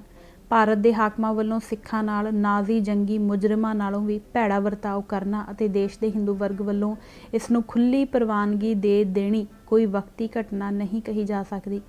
ਇਹ ਇੱਕ ਚਿਰਕਾਲੀ ਦਸ਼ਾ ਨੂੰ ਦਰਸਾਉਂਦਾ ਦ੍ਰਿਸ਼ਟਾਂਤ ਹੈ। ਇਹ ਕਿਸੇ ਵਕਤੀ ਬਹਿਕਾਵੇ 'ਚੋਂ ਹੋਈ ਭੁੱਲ ਨਹੀਂ ਸੀ, ਇਹ ਢਾਂਚੇ ਦੇ ਵਿਗਾੜ ਦਾ ਕਰੂਪ ਪ੍ਰਗਟਾਵਾ ਸੀ। ਸਰਕਾਰੀ ਪੱਖ ਮੁਤਾਬਕ ਪੰਜਾਬ ਅੰਦਰ 4200 ਸਿੱਖਾਂ ਨੂੰ ਗ੍ਰਿਫਤਾਰ ਕਰਕੇ ਮੁਕੱਦਮੇ ਚਲਾਏ ਗਏ, ਪਰੰਤੂ ਗੈਰ ਸਰਕਾਰੀ ਸੂਤਰਾਂ ਅਨੁਸਾਰ 7 ਤੋਂ 8000 ਤੱਕ ਸਿੱਖ ਨੌਜਵਾਨਾਂ ਨੂੰ ਨਜ਼ਰਬੰਦ ਕੀਤਾ ਗਿਆ। ਇਲਾਹਾਬਾਦ ਹਾਈ ਕੋਰਟ ਦੇ ਸਾਬਕਾ ਚੀਫ ਜਸਟਿਸ S.S. ਸੋਢੀ ਨੇ 24 ਸਾਲਾਂ ਬਾਅਦ ਚੰਡੀਗੜ੍ਹ ਵਿਖੇ ਇੱਕ ਵਿਚਾਰ ਸੰਮੇਲਨ ਵਿੱਚ ਬੋਲਦਿਆਂ ਇਸ ਕਾਲੇ ਦੌਰ ਅੰਦਰ ਕਾਨੂੰਨੀ ਅਪਰਾਧ ਦੇ ਇੱਕ ਪਾਜ ਉਘਾੜਵੇਂ ਦ੍ਰਿਸ਼ਟਾਂਤ ਉੱਤੋਂ ਭੇਦ ਦਾ ਪਰਦਾ ਲਾਉਂਦਿਆਂ ਦੱਸਿਆ ਕਿ ਉਸ ਮੌਕੇ ਦੇ ਇੱਕ ਜ਼ਿਲ੍ਹਾ ਸੈਸ਼ਨ ਜੱਜ ਸਰਦਾਰ ਤਾਰਾ ਸਿੰਘ ਚੀਮਾ, ਜਿਸ ਨੇ ਨਾਭਾ ਹਾਈ ਸਿਕਿਉਰਿਟੀ ਜੇਲ੍ਹ ਵਿੱਚ ਨਜ਼ਰਬੰਦ ਕੈਦੀਆਂ ਨੂੰ ਗੈਰ ਕਾਨੂੰਨੀ ਢੰਗ ਨਾਲ ਲੱਡਾ ਕੋਠੀ ਦੇ ਬਦਨਾਮ ਤਸੀਹਾ ਕੇਂਦਰ ਵਿੱਚ ਲਿਜਾ ਕੇ ਉਹਨਾਂ ਨੂੰ ਘੋਰ ਤਸੀਹੇ ਦੇਣ ਦੇ ਦੋਸ਼ਾਂ ਦੀ ਤਹਿਕੀਕਾਤ ਕਰਕੇ ਇਹਨਾਂ ਦੋਸ਼ਾਂ ਦੀ ਪੁਸ਼ਟੀ ਕਰਨ ਦਾ ਅਪਰਾਧ ਕੀਤਾ ਸੀ, ਉਸ ਨੂੰ ਹਾਈ ਕੋਰਟ ਦਾ ਜੱਜ ਬਣਨ ਤੋਂ ਰੋਕ ਦਿੱਤਾ ਗਿਆ ਸੀ, ਭਾਵੇਂ ਕਿ ਉਸ ਦੇ ਖਿਲਾਫ ਇੱਕ ਵੀ ਮਾੜੀ ਰਿਪੋਰਟ ਨਹੀਂ ਸੀ। ਜਸਟਿਸ ਚੀਮਾ ਨੇ ਇਹਨਾਂ ਸੰਗੀਨ ਦੋਸ਼ਾਂ ਦੀ ਪੜਤਾਲ ਜਸਟਿਸ ਸੋਢੀ ਦੇ ਆਦੇਸ਼ਾਂ ਉੱਤੇ ਕੀਤੀ ਸੀ। ਜਸਟਿਸ ਸੋਢੀ ਨੇ ਇਸ ਰਿਪੋਰਟ ਨੂੰ ਅਗਲੀ ਅਦਾਲਤੀ ਕਾਰਵਾਈ ਲਈ ਤਤਕਾਲੀ ਚੀਫ ਜਸਟਿਸ ਕੋਲ ਭੇਜ ਦਿੱਤਾ ਸੀ, ਜਿਸ ਨੇ ਇਸ ਨੂੰ ਅਗਾਂਹ ਹਾਈ ਕੋਰਟ ਦੇ ਜੱਜਾਂ ਦੇ ਬੈਂਚ ਕੋਲ ਭੇਜਣਾ ਸੀ। ਪਰੰਤੂ ਜਦੋਂ 2 ਜੱਜਾਂ ਨੇ ਇਸ ਮਸਲੇ ਨੂੰ ਹੱਥ ਪਾਉਣ ਤੋਂ ਇਨਕਾਰ ਕਰ ਦਿੱਤਾ ਸੀ ਤਾਂ ਇਹ ਮਸਲਾ ਮੁੜ ਘਿੜ ਕੇ ਫਿਰ ਜਸਟਿਸ ਸੋਢੀ ਕੋਲ ਆ ਗਿਆ ਸੀ। ਅਦਾਲਤੀ ਛਾਣਬੀਣ ਤੋਂ ਬਾਅਦ ਆਖਰ ਵਿੱਚ ਜਾ ਕੇ 25 ਪੁਲਿਸ ਅਫਸਰ ਦੋਸ਼ੀ ਠਹਿਰਾਏ ਗਏ ਸਨ, ਪਰ ਇਨਸਾਫ ਦੀ ਇਹ ਕਾਰਵਾਈ ਕਰਨ ਦਾ ਨਤੀਜਾ ਇਹ ਨਿਕਲਿਆ ਕਿ ਜਸਟਿਸ ਚੀਮਾ ਦੀ ਤਰੱਕੀ ਦਾ ਰਾਹ ਬੰਦ ਹੋ ਗਿਆ ਸੀ।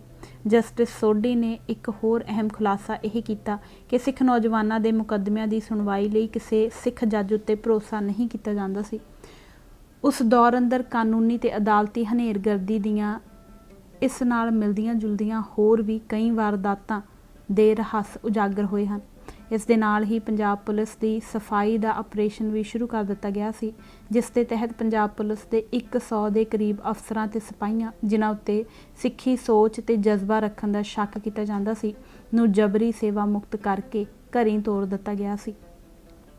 ਰਾਜ ਦੇ ਸਮੁੱਚੇ ਪ੍ਰਬੰਧਕੀ ਢਾਂਚੇ ਨੂੰ ਨਵੇਂ ਸਿਰਿਓਂ ਜਥੇਬੰਦ ਕਰਨ ਲਈ ਇੱਕ 5 ਮੈਂਬਰੀ ਬੋਰਡ ਨਾਮਜ਼ਦ ਕੀਤਾ ਗਿਆ ਸੀ, ਜਿਸ ਵਿੱਚ ਇੱਕ ਇਕਬਾਲ ਸਿੰਘ, ਜਿਹੜਾ ਕਿ ਉੜੀਸਾ ਕਾਡਰ ਦਾ ਸਾਬਕਾ IPS ਸੀ ਅਤੇ ਜਿਸ ਨੇ ਰਾਹ ਦੇ ਸਾਬਕਾ ਮੁਖੀ NF ਸੰਤੂਕ ਦੇ ਜੂਨੀਅਰ ਵਜੋਂ ਰਾਹ ਵਿੱਚ ਸੇਵਾ ਕੀਤੀ ਸੀ, ਨੂੰ ਛੱਡ ਕੇ ਬਾਕੀ 4 ਮੈਂਬਰ ਨਾ ਸਿਰਫ ਗੈਰ ਸਿੱਖ ਸਗੋਂ ਨਾਲ ਹੀ ਗੈਰ ਪੰਜਾਬੀ ਵੀ ਸਨ। ਪ੍ਰਬੰਧਕੀ ਢਾਂਚੇ ਦੇ ਪੁਨਰਗਠਨ ਦੀ ਇਸ ਪ੍ਰਸਤਾਵਿਤ ਤਜਵੀਜ਼ ਅਨੁਸਾਰ ਪੰਜਾਬ ਅੰਦਰ ਅੱਧਿਓਂ ਬਹੁਤੇ IAS ਤੇ IPS ਅਫਸਰ ਬਾਹਰੋਂ ਲਿਆ ਕੇ ਤੈਨਾਤ ਕਰਨ ਦੀ ਯੋਜਨਾ ਸੀ। ਉਪਰੋਕਤ ਸਾਰੇ ਕਦਮ ਜ਼ਾਹਰਾ ਤੌਰ ਤੇ ਪੰਜਾਬ ਅੰਦਰ ਅੰਦਰੂਨੀ ਬਸਤੀਵਾਦ ਦੇ ਢਾਂਚੇ ਨੂੰ ਮਜ਼ਬੂਤ ਕਰਨ ਦੀ ਦਿਸ਼ਾ ਤੇ ਧੁੱਸ ਪ੍ਰਗਟਾਉਂਦੇ ਸਨ। ਕੌਮ ਨੂੰ ਨਿਸੱਲ ਕਰਨ ਦੀ ਯੋਜਨਾ। ਕਿਸੇ ਇੱਕ ਸਮਾਜੀ ਵਰਗ ਜਾਂ ਭਾਈਚਾਰੇ ਵੱਲੋਂ ਕਿਸੇ ਦੂਜੇ ਦੇ ਖਿਲਾਫ ਜਥੇਬੰਦਕ ਰੂਪ ਵਿੱਚ ਜਿਸਮਾਨੀ ਤਾਕਤਾਂ ਤੇ ਹਿੰਸਾ ਦਾ ਇਸਤੇਮਾਲ ਕਰਨ ਦੀਆਂ ਇਤਿਹਾਸ ਅੰਦਰ ਬੇਸ਼ੁਮਾਰ ਮਿਸਾਲਾਂ ਮਿਲਦੀਆਂ ਹਨ। ਕਈ ਵਾਰ ਇਸ ਦੀ ਵਜ੍ਹਾ ਮਹਿਜ ਬਦਲਾਖੋਰੀ ਹੁੰਦੀ ਹੈ, ਭਾਵ ਕਿਸੇ ਵਰਗ ਦੀ ਕੋਈ ਕਾਰਵਾਈ ਦੂਜੇ ਵਰਗ ਅੰਦਰ ਵਕਤੀ ਭੜਕਾਹਟ ਤੇ ਕਰੋਧ ਦਾ ਉਬਾਲ ਪੈਦਾ ਕਰ ਦਿੰਦੀ ਹੈ। ਇਹ ਕਰੋਧ ਵਾਜਬ ਵੀ ਹੋ ਸਕਦਾ ਹੈ ਅਤੇ ਉੱਕਾ ਹੀ ਗੈਰ ਵਾਜਬ ਵੀ। ਕਰੋਧ ਦੀ ਇਸ ਅੱਗ ਨੂੰ ਸ਼ਾਂਤ ਕਰਨ ਦੇ ਸੀਮਤ ਉਦੇਸ਼ ਨਾਲ ਵਿਰੋਧੀ ਧਿਰ ਉੱਤੇ ਅਣਮਨੁੱਖੀ ਜ਼ੁਲਮਾਂ ਦੀ ਅੱਗ ਵਰਸਾਉਣ ਦੀਆਂ ਮਿਸਾਲਾਂ ਦੀ ਕੋਈ ਕਮੀ ਨਹੀਂ ਹੈ। ਅਜਿਹੇ ਜ਼ੁਲਮੀ ਵਰਤਾਰਿਆਂ ਦੀ ਖਾਸ ਗੱਲ ਇਹ ਹੁੰਦੀ ਹੈ ਕਿ ਇੱਕ ਤਾਂ ਆਮ ਤੌਰ 'ਤੇ ਇਹਨਾਂ ਦੀ ਮਿਆਦ ਬਹੁਤੀ ਲੰਮੀ ਨਹੀਂ ਹੁੰਦੀ, ਇਹ ਅਮੂਮਨ ਥੋੜ੍ਹ ਚਿਰੇ ਹੀ ਹੁੰਦੇ ਹਨ। ਦੂਜਾ, ਇਹਨਾਂ ਦਾ ਘੇਰਾ ਜਿਸਮਾਨੀ ਹਿੰਸਾ ਤੱਕ ਹੀ ਸੀਮਿਤ ਰਹਿੰਦਾ ਹੈ, ਪਰ ਜਦ ਉਦੇਸ਼ ਕਿਸੇ ਦੂਜੇ ਵਰਗ ਉੱਤੇ ਪੱਕਾ ਗਲਬਾ ਸਥਾਪਿਤ ਕਰਨਾ ਹੋਵੇ ਅਤੇ ਮਜ਼ਲੂਮ ਵਰਗ ਇਸ ਦਾ ਸਖਤ ਵਿਰੋਧ ਜਤਲਾ ਰਿਹਾ ਹੋਵੇ ਤਾਂ ਹਮਲੇ ਦਾ ਘੇਰਾ ਸਿਰਫ ਜਿਸਮਾਨੀ ਹਿੰਸਾ ਤੱਕ ਸੀਮਿਤ ਨਹੀਂ ਰਹਿੰਦਾ। ਮਜ਼ਲੂਮ ਧਿਰ ਦੇ ਵਿਰੋਧ ਨੂੰ ਕੁਚਲਣ ਅਤੇ ਉਸ ਨੂੰ ਪੱਕੇ ਤੌਰ 'ਤੇ ਨਿਸੱਲ ਕਰ ਦੇਣ ਦੇ ਮੰਤਵ ਨਾਲ ਉਸ ਦੀਆਂ ਉਹਨਾਂ ਸਾਰੀਆਂ ਸੰਸਥਾਵਾਂ ਨੂੰ ਜੋ ਵਿਰੋਧ ਦਾ ਅਸਰਦਾਰ ਸੰਦ ਬਣ ਰਹੀਆਂ ਜਾਂ ਬਣਨ ਦੀ ਸੰਭਾਵਨਾ ਰੱਖਦੀਆਂ ਹੋਣ, ਨਸ਼ਟ ਕਰ ਦੇਣ ਦੇ ਪੁਰਜ਼ੋਰ ਯਤਨ ਕੀਤੇ ਜਾਂਦੇ ਹਨ। ਅਜਿਹੇ ਮਾਮਲੇ ਵਿੱਚ ਜਿਸਮਾਨੀ ਹਿੰਸਾ ਦਾ ਮੰਤਵ ਵੀ ਇਸ ਮਗਰਲੇ ਕਾਰਜ ਨੂੰ ਸਹਿਲ ਬਣਾਉਣਾ ਹੁੰਦਾ ਹੈ, ਭਾਵ ਜਿਸਮਾਨੀ ਹਿੰਸਾ ਨਾਲ ਮਜ਼ਲੂਮ ਧਿਰ ਨੂੰ ਭੈ ਭੀਤ ਤੇ ਬੇਦਿਲ ਕਰਕੇ ਗਲਬਾ ਪ੍ਰਵਾਨ ਕਰਨ ਲਈ ਰਜਾਮੰਦ ਜਾਂ ਮਜਬੂਰ ਕਰ ਦੇਣ ਦੇ ਯਤਨ ਕੀਤੇ ਜਾਂਦੇ ਹਨ। ਜੂਨ 1984 ਵਿੱਚ ਭਾਰਤੀ ਹਾਕਮਾਂ ਵੱਲੋਂ ਸਿੱਖ ਕੌਮ ਦੇ ਮਾਮਲੇ ਵਿੱਚ ਠੀਕ ਇਹੋ ਰਣਨੀਤੀ ਅਪਣਾਈ ਗਈ ਸੀ। ਹਮਲੇ ਦਾ ਫੌਰੀ ਤੇ ਜ਼ਾਹਰਾ ਉਦੇਸ਼ ਸਿੱਖ ਕੌਮ ਅੰਦਰਲੇ ਜੁਝਾਰੂ ਤੱਤਾਂ ਨੂੰ ਜਿਸਮਾਨੀ ਤਾਕਤ ਤੇ ਹਿੰਸਾ ਦੇ ਜ਼ੋਰ ਨਾਲ ਮਸਲ ਦੇਣਾ ਸੀ, ਪਰ ਇਸ ਦੇ ਨਾਲ ਹੀ ਹਮਲੇ ਦੇ ਲੁਕਵੇਂ ਤੇ ਦੂਰ ਰਸ ਟੀਚੇ ਵੀ ਸਨ ਜੋ ਫੌਰੀ ਉਦੇਸ਼ਾਂ ਨਾਲੋਂ ਵੱਡੀ ਅਹਿਮੀਅਤ ਰੱਖਦੇ ਸਨ। ਸਿੱਖ ਕੌਮ ਨੂੰ ਰਾਜਸੀ, ਵਿਚਾਰਧਾਰਕ ਤੇ ਸੱਭਿਆਚਾਰਕ ਤੌਰ ਤੇ ਦੁਬੇਲ ਬਣਾਉਣ ਲਈ ਉਸ ਦੀਆਂ ਅਹਿਮ ਧਾਰਮਿਕ ਤੇ ਰਾਜਸੀ ਸੰਸਥਾਵਾਂ ਨੂੰ ਨਸ਼ਟ ਕਰਨਾ ਜਾਂ ਅਹਿਮ ਰੂਪ ਵਿੱਚ ਕਮਜ਼ੋਰ ਕਰ ਦੇਣਾ ਅਤੇ ਫਿਰ ਉਹਨਾਂ ਨੂੰ ਆਪਣੇ ਸਿੱਧੇ ਕੰਟਰੋਲ ਹੇਠ ਲੈ ਲੈਣਾ ਹਮਲੇ ਦੇ ਦੀਰਘਕਾਲੀ ਤੇ ਲੁਕਵੇਂ ਮੰਤਵ ਸਨ। ਇਸ ਲੜੀ ਵਿੱਚ ਭਾਰਤੀ ਹਾਕਮਾਂ ਦਾ ਸਭ ਤੋਂ ਪਹਿਲਾ ਨਿਸ਼ਾਨਾ ਸ਼੍ਰੀ ਦਰਬਾਰ ਸਾਹਿਬ ਸੀ। ਉਹਨਾਂ ਨੇ ਸ਼੍ਰੀ ਦਰਬਾਰ ਸਾਹਿਬ ਦੀ ਪ੍ਰਭੂਤਾ ਖਤਮ ਕਰਕੇ ਇਸ ਉੱਤੇ ਦਿੱਲੀ ਦਰਬਾਰ ਦਾ ਦਬਦਬਾ ਤੇ ਗਲਬਾ ਸਥਾਪਿਤ ਕਰਨ ਦੀ ਪੱਕੀ ਨੀਤ ਧਾਰੀ ਹੋਈ ਸੀ।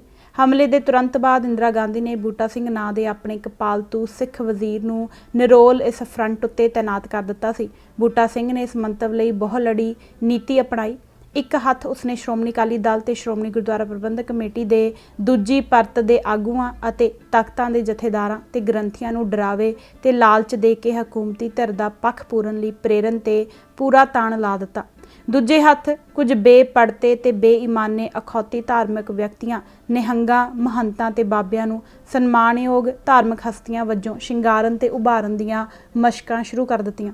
ਫੌਜੀ ਕਾਰਵਾਈ ਦੌਰਾਨ ਬੁਰੀ ਤਰ੍ਹਾਂ ਨਸ਼ਟ ਹੋ ਚੁੱਕੇ ਸ਼੍ਰੀ ਅਕਾਲ ਤਖਤ ਸਾਹਿਬ ਦੀ ਮੁੜ ਉਸਾਰੀ ਲਈ ਕਾਰ ਸੇਵਾ ਦਾ ਪਰਪੰਚ ਰਚ ਕੇ ਸਰਕਾਰ ਸ਼੍ਰੀ ਦਰਬਾਰ ਸਾਹਿਬ ਦਾ ਪ੍ਰਬੰਧ ਸ਼੍ਰੋਮਣੀ ਗੁਰਦੁਆਰਾ ਪ੍ਰਬੰਧਕ ਕਮੇਟੀ ਕੋਲੋਂ ਖੋਹ ਕੇ ਆਪਣੇ ਵਫਾਦਾਰ ਤੱਤਾਂ ਦੇ ਹੱਥਾਂ ਵਿੱਚ ਸੌਂਪਣਾ ਚਾਹੁੰਦੀ ਸੀ। ਸਿਰਫ ਦਰਬਾਰ ਸਾਹਿਬ ਹੀ ਨਹੀਂ, ਹਿੰਦੂ ਹਾਕਮ ਸਿੱਖਾਂ ਕੋਲੋਂ ਉਹਨਾਂ ਦੇ ਸਾਰੇ ਗੁਰਦੁਆਰਿਆਂ ਦਾ ਪ੍ਰਬੰਧ ਖੋਹ ਲੈਣ ਦੇ ਕਪਟ ਭਰੇ ਮਨਸੂਬੇ ਪਾਲ ਕੇ ਚੱਲ ਰਹੇ ਸਨ।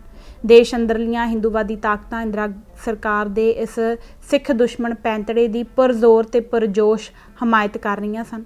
ਅਟਲ ਬਿਹਾਰੀ ਵਾਜਪਾਈ ਨੇ ਗੁਰਦੁਆਰਿਆਂ ਦਾ ਪ੍ਰਬੰਧ ਮੁੜ ਤੋਂ ਸ਼੍ਰੋਮਣੀ ਗੁਰਦੁਆਰਾ ਪ੍ਰਬੰਧਕ ਕਮੇਟੀ ਨੂੰ ਸੌਂਪੇ ਜਾਣ ਦਾ ਤਿੱਖਾ ਵਿਰੋਧ ਕਰਦਿਆਂ ਹੋਇਆਂ ਗੁਰਦੁਆਰਿਆਂ ਦਾ ਪ੍ਰਬੰਧ ਚਲਾਉਣ ਵਾਲੀਆਂ ਕਮੇਟੀਆਂ ਦੇ ਚਰਿੱਤਰ ਅਤੇ ਢਾਂਚੇ ਵਿੱਚ ਬਦਲਾਅ ਲਿਆਉਣ ਦੀ ਮੰਗ ਜ਼ੋਰ ਨਾਲ ਉਠਾਈ। ਉਸਨੇ ਸੁਝਾਅ ਦਿੱਤਾ ਕਿ ਗੁਰਦੁਆਰਾ ਪ੍ਰਬੰਧਕ ਕਮੇਟੀਆਂ ਵਿੱਚ ਸਿਰਫ ਗੈਰ ਰਾਜਨੀਤਿਕ, ਜਿਸ ਦਾ ਅਸਲੀ ਭਾਵ ਸੀ ਗੈਰ ਅਕਾਲੀ ਵਿਅਕਤੀ ਹੀ ਸ਼ਾਮਲ ਕੀਤੇ ਜਾਣੇ ਚਾਹੀਦੇ ਹਨ, ਜਿਨ੍ਹਾਂ ਦਾ ਇੱਕਮਾਤਰ ਸਰੋਕਾਰ ਗੁਰਦੁਆਰਿਆਂ ਦੀ ਸੇਵਾ ਸੰਭਾਲ ਕਰਨਾ ਅਤੇ ਇਹਨਾਂ ਦੀ ਪਵਿੱਤਰਤਾ ਕਾਇਮ ਰੱਖਣਾ ਹੋਵੇ। ਆਪਣੇ ਇਹਨਾਂ ਖੋਟੇ ਮੰਤਵਾਂ ਨੂੰ ਸਾਕਾਰ ਕਰਨ ਲਈ ਭਾਰਤ ਸਰਕਾਰ ਨੇ ਗੁਰਦੁਆਰਾ ਐਕਟ ਵਿੱਚ ਬੁਨਿਆਦੀ ਰੱਦੋ-ਬਦਲ ਕਰਨ ਬਾਰੇ ਸਰਗਰਮ ਸੋਚ ਵਿਚਾਰ ਸ਼ੁਰੂ ਕਰ ਦਿੱਤੀ ਹੋਈ ਸੀ। ਅਖਬਾਰੀ ਖਬਰਾਂ ਮੁਤਾਬਕ ਸਰਕਾਰ ਵੱਲੋਂ ਇਸ ਮੰਤਵ ਲਈ 3 ਪ੍ਰਸਿੱਧ ਸਿੱਖ ਹਸਤੀਆਂ ਦੀ ਇੱਕ ਵਿਸ਼ੇਸ਼ ਕਮੇਟੀ ਕਾਇਮ ਕੀਤੀ ਗਈ ਸੀ, ਜਿਸ ਜਿੰਮੇ ਅਲੱਗ-ਅਲੱਗ ਵਿਚਾਰਾਂ ਵਾਲੇ ਸਿੱਖਾਂ ਨਾਲ ਵਿਚਾਰ ਵਟਾਂਦਰਾ ਕਰਕੇ ਆਪਣੇ ਸੁਝਾਅ ਤਿਆਰ ਕਰਨ ਦਾ ਕਾਰਜ ਸੌਂਪਿਆ ਗਿਆ ਸੀ। ਇਸ ਤਰ੍ਹਾਂ ਭਾਵੇਂ ਕਿ ਭਾਰਤੀ ਹਾਕਮਾਂ ਕੋਲੋਂ ਇਹ ਗੱਲ ਛੁਪੀ ਹੋਈ ਨਹੀਂ ਸੀ ਕਿ ਅੰਗਰੇਜ਼ ਹਕੂਮਤ ਕੋਲੋਂ ਲਹੂ ਦੇ ਭਾਅ ਖਰੀਦੇ ਆਪਣੇ ਹੱਕ ਨੂੰ ਸਿੱਖ ਆਸਾਨੀ ਨਾਲ ਹੱਥੋਂ ਛੱਡਣ ਲਈ ਤਿਆਰ ਨਹੀਂ ਹੋਣਗੇ, ਇਸ ਦੇ ਬਾਵਜੂਦ ਉਹਨਾਂ ਨੇ ਇਹ ਖਤਰਨਾਕ ਖੇਡ ਖੇਡਣ ਤੋਂ ਸੰਕੋਚ ਨਾ ਕੀਤਾ। ਕਿਉਂਕਿ ਇਹ ਖਤਰਨਾਕ ਖੇਡ ਖੇਡਣਾ ਇੱਕ ਤਾਂ ਉਹਨਾਂ ਦੀ ਮੂਲ ਪ੍ਰਵਿਰਤੀ ਦੂਸਰਿਆਂ ਨੂੰ ਆਪਣੇ ਅੰਦਰ ਜਜ਼ਬ ਕਰ ਲੈਣਾ ਦੇ ਅਨੁਕੂਲ ਹੈ, ਦੂਜਾ ਅਜਿਹਾ ਕਾਰਨ ਉਹਨਾਂ ਦੀ ਤਤਕਾਲੀ ਰਾਜਨੀਤਿਕ ਲੋੜ ਵੀ ਸੀ। ਕੁਝ ਸਮਾਜਿਕ ਵਿਗਿਆਨੀਆਂ ਨੇ ਇਹ ਸਿਧਾਂਤਕ ਧਾਰਨਾ ਵਿਕਸਿਤ ਕੀਤੀ ਹੈ ਕਿ ਮਾਤਹਿਤ ਵਰਗ ਆਮ ਤੌਰ ਤੇ ਆਪਣੇ ਮਿਲ ਜੁੜ ਬੈਠਣ ਤੇ ਚਰਚਾ ਕਰਨ ਲਈ ਕੁਝ ਅਜਿਹੇ ਖਾਸੋ ਖਾਸ ਸਮਾਜੀ ਅੱਡੇ ਕਾਇਮ ਕਰ ਲੈਂਦੇ ਜਾਂ ਮੱਲ ਲੈਂਦੇ ਹਨ, ਜਿੱਥੇ ਉਹ ਆਪਣੇ ਆਪ ਨੂੰ ਗਾਲਬ ਵਰਗ ਦੀ ਨਿਗਰਾਨੀ ਤੋਂ ਸੁਤੰਤਰ ਤੇ ਮਹਿਫੂਜ਼ ਤਸੱਵਰ ਕਰਦੇ ਹਨ ਅਤੇ ਜਿੱਥੇ ਉਹ ਆਪਣੇ ਦਿਲ ਦੇ ਵਲਵਲੇ ਤੇ ਅਰਮਾਨ ਖੁੱਲ੍ਹ ਕੇ ਜ਼ਾਹਰ ਕਰਦੇ ਹਨ। ਆਪਣੇ ਇਸ ਖਾਸੋ ਖਾਸ ਲੱਛਣ ਦੀ ਬਦੌਲਤ ਇਹ ਸਮਾਜੀ ਠਿਕਾਣੇ ਸਥਾਪਿਤ ਸੱਭਿਆਚਾਰ ਦੇ ਟਾਕਰੇ ਵਿੱਚ ਲੁਕਾਈ ਦੇ ਸੱਭਿਆਚਾਰ ਦੇ ਸੰਚਾਰ ਦੇ ਕੇਂਦਰ ਹੋ ਨਿਬੜਦੇ ਹਨ। ਇਹ ਸੋਚਣਾ ਵੱਡੀ ਭੁੱਲ ਹੋਵੇਗੀ ਕਿ ਇਹ ਸਮਾਜੀ ਅੱਡੇ ਮਾਤਹਿਤ ਵਰਗਾਂ ਵੱਲੋਂ ਬਿਨਾਂ ਕੋਈ ਤਰੱਦਦ ਜਾਂ ਸੰਘਰਸ਼ ਕੀਤਿਆਂ ਮੁਫਤ ਦੇ ਭਾਅ ਹੀ ਨਸੀਬ ਹੋ ਜਾਂਦੇ ਹਨ। ਇਹਨਾਂ ਨੂੰ ਹਾਸਲ ਕਰਨ, ਆਪਣੇ ਲਈ ਮਹਿਫੂਜ਼ ਬਣਾਉਣ ਅਤੇ ਇਹਨਾਂ ਦੀ ਲਗਾਤਾਰ ਰੱਖਿਆ ਕਰਨ ਵਾਸਤੇ ਮਾਤਹਿਤ ਵਰਗਾਂ ਨੂੰ ਇਤਿਹਾਸ ਵਿੱਚ ਹਮੇਸ਼ਾ ਹੀ ਸਖਤ ਜਾਨ ਜੱਦੋ ਜਹਿਦ ਕਰਨੀ ਪਈ ਹੈ। ਇਸ ਤਰ੍ਹਾਂ ਰਾਜਸੀ ਜੱਦੋ ਜਹਿਦ ਦਾ ਇਤਿਹਾਸ ਵੱਡੀ ਹੱਦ ਤੱਕ ਮਿਲ ਜੁੜ ਬੈਠਣ ਤੇ ਚਰਚਾ ਕਰਨ ਦੇ ਮਹੱਤਵਪੂਰਨ ਟਿਕਾਣਿਆਂ ਉੱਤੇ ਅਧਿਕਾਰ ਜਮਾਉਣ ਦੇ ਯਤਨਾਂ ਦਾ ਇਤਿਹਾਸ ਹੈ। ਹਿੰਦੂ ਪਰੰਪਰਾ ਦੇ ਉਲਟ ਸਿੱਖ ਜੀਵਨ ਅੰਦਰ ਗੁਰਦੁਆਰੇ ਦਾ ਮਹੱਤਵ ਕਦੇ ਵੀ ਨਿਰੋਲ ਪਰਾਲੌਕਿਕ ਪਹਿਲੂ ਤੀਕ ਸੀਮਿਤ ਨਹੀਂ ਰਿਹਾ। ਸਿੱਖ ਕੌਮ ਦੇ ਉਭਰਨ ਵਿਗਸਣ ਦੇ ਇਤਿਹਾਸਕ ਅਮਲ ਦੌਰਾਨ ਗੁਰਦੁਆਰਿਆਂ ਨੇ ਬਿਨਾਂ ਛੋਟ ਇੱਕ ਅਹਿਮ ਲੌਕਿਕ ਕਾਰਜ ਨਿਭਾਇਆ ਹੈ। ਇਹ ਹਮੇਸ਼ਾ ਹੀ ਸਿੱਖ ਸਰਗਰਮੀਆਂ ਦਾ ਧੁਰਾ ਬਣੇ ਰਹੇ ਹਨ। ਇੱਥੇ ਸਿੱਖ ਸਰਗਰਮੀ ਨੂੰ ਨਿਰਪੱਖ ਸਮਾਜੀ ਕੈਟਾਗਰੀ ਵਜੋਂ ਨਹੀਂ ਲਿਆ ਜਾਣਾ ਚਾਹੀਦਾ।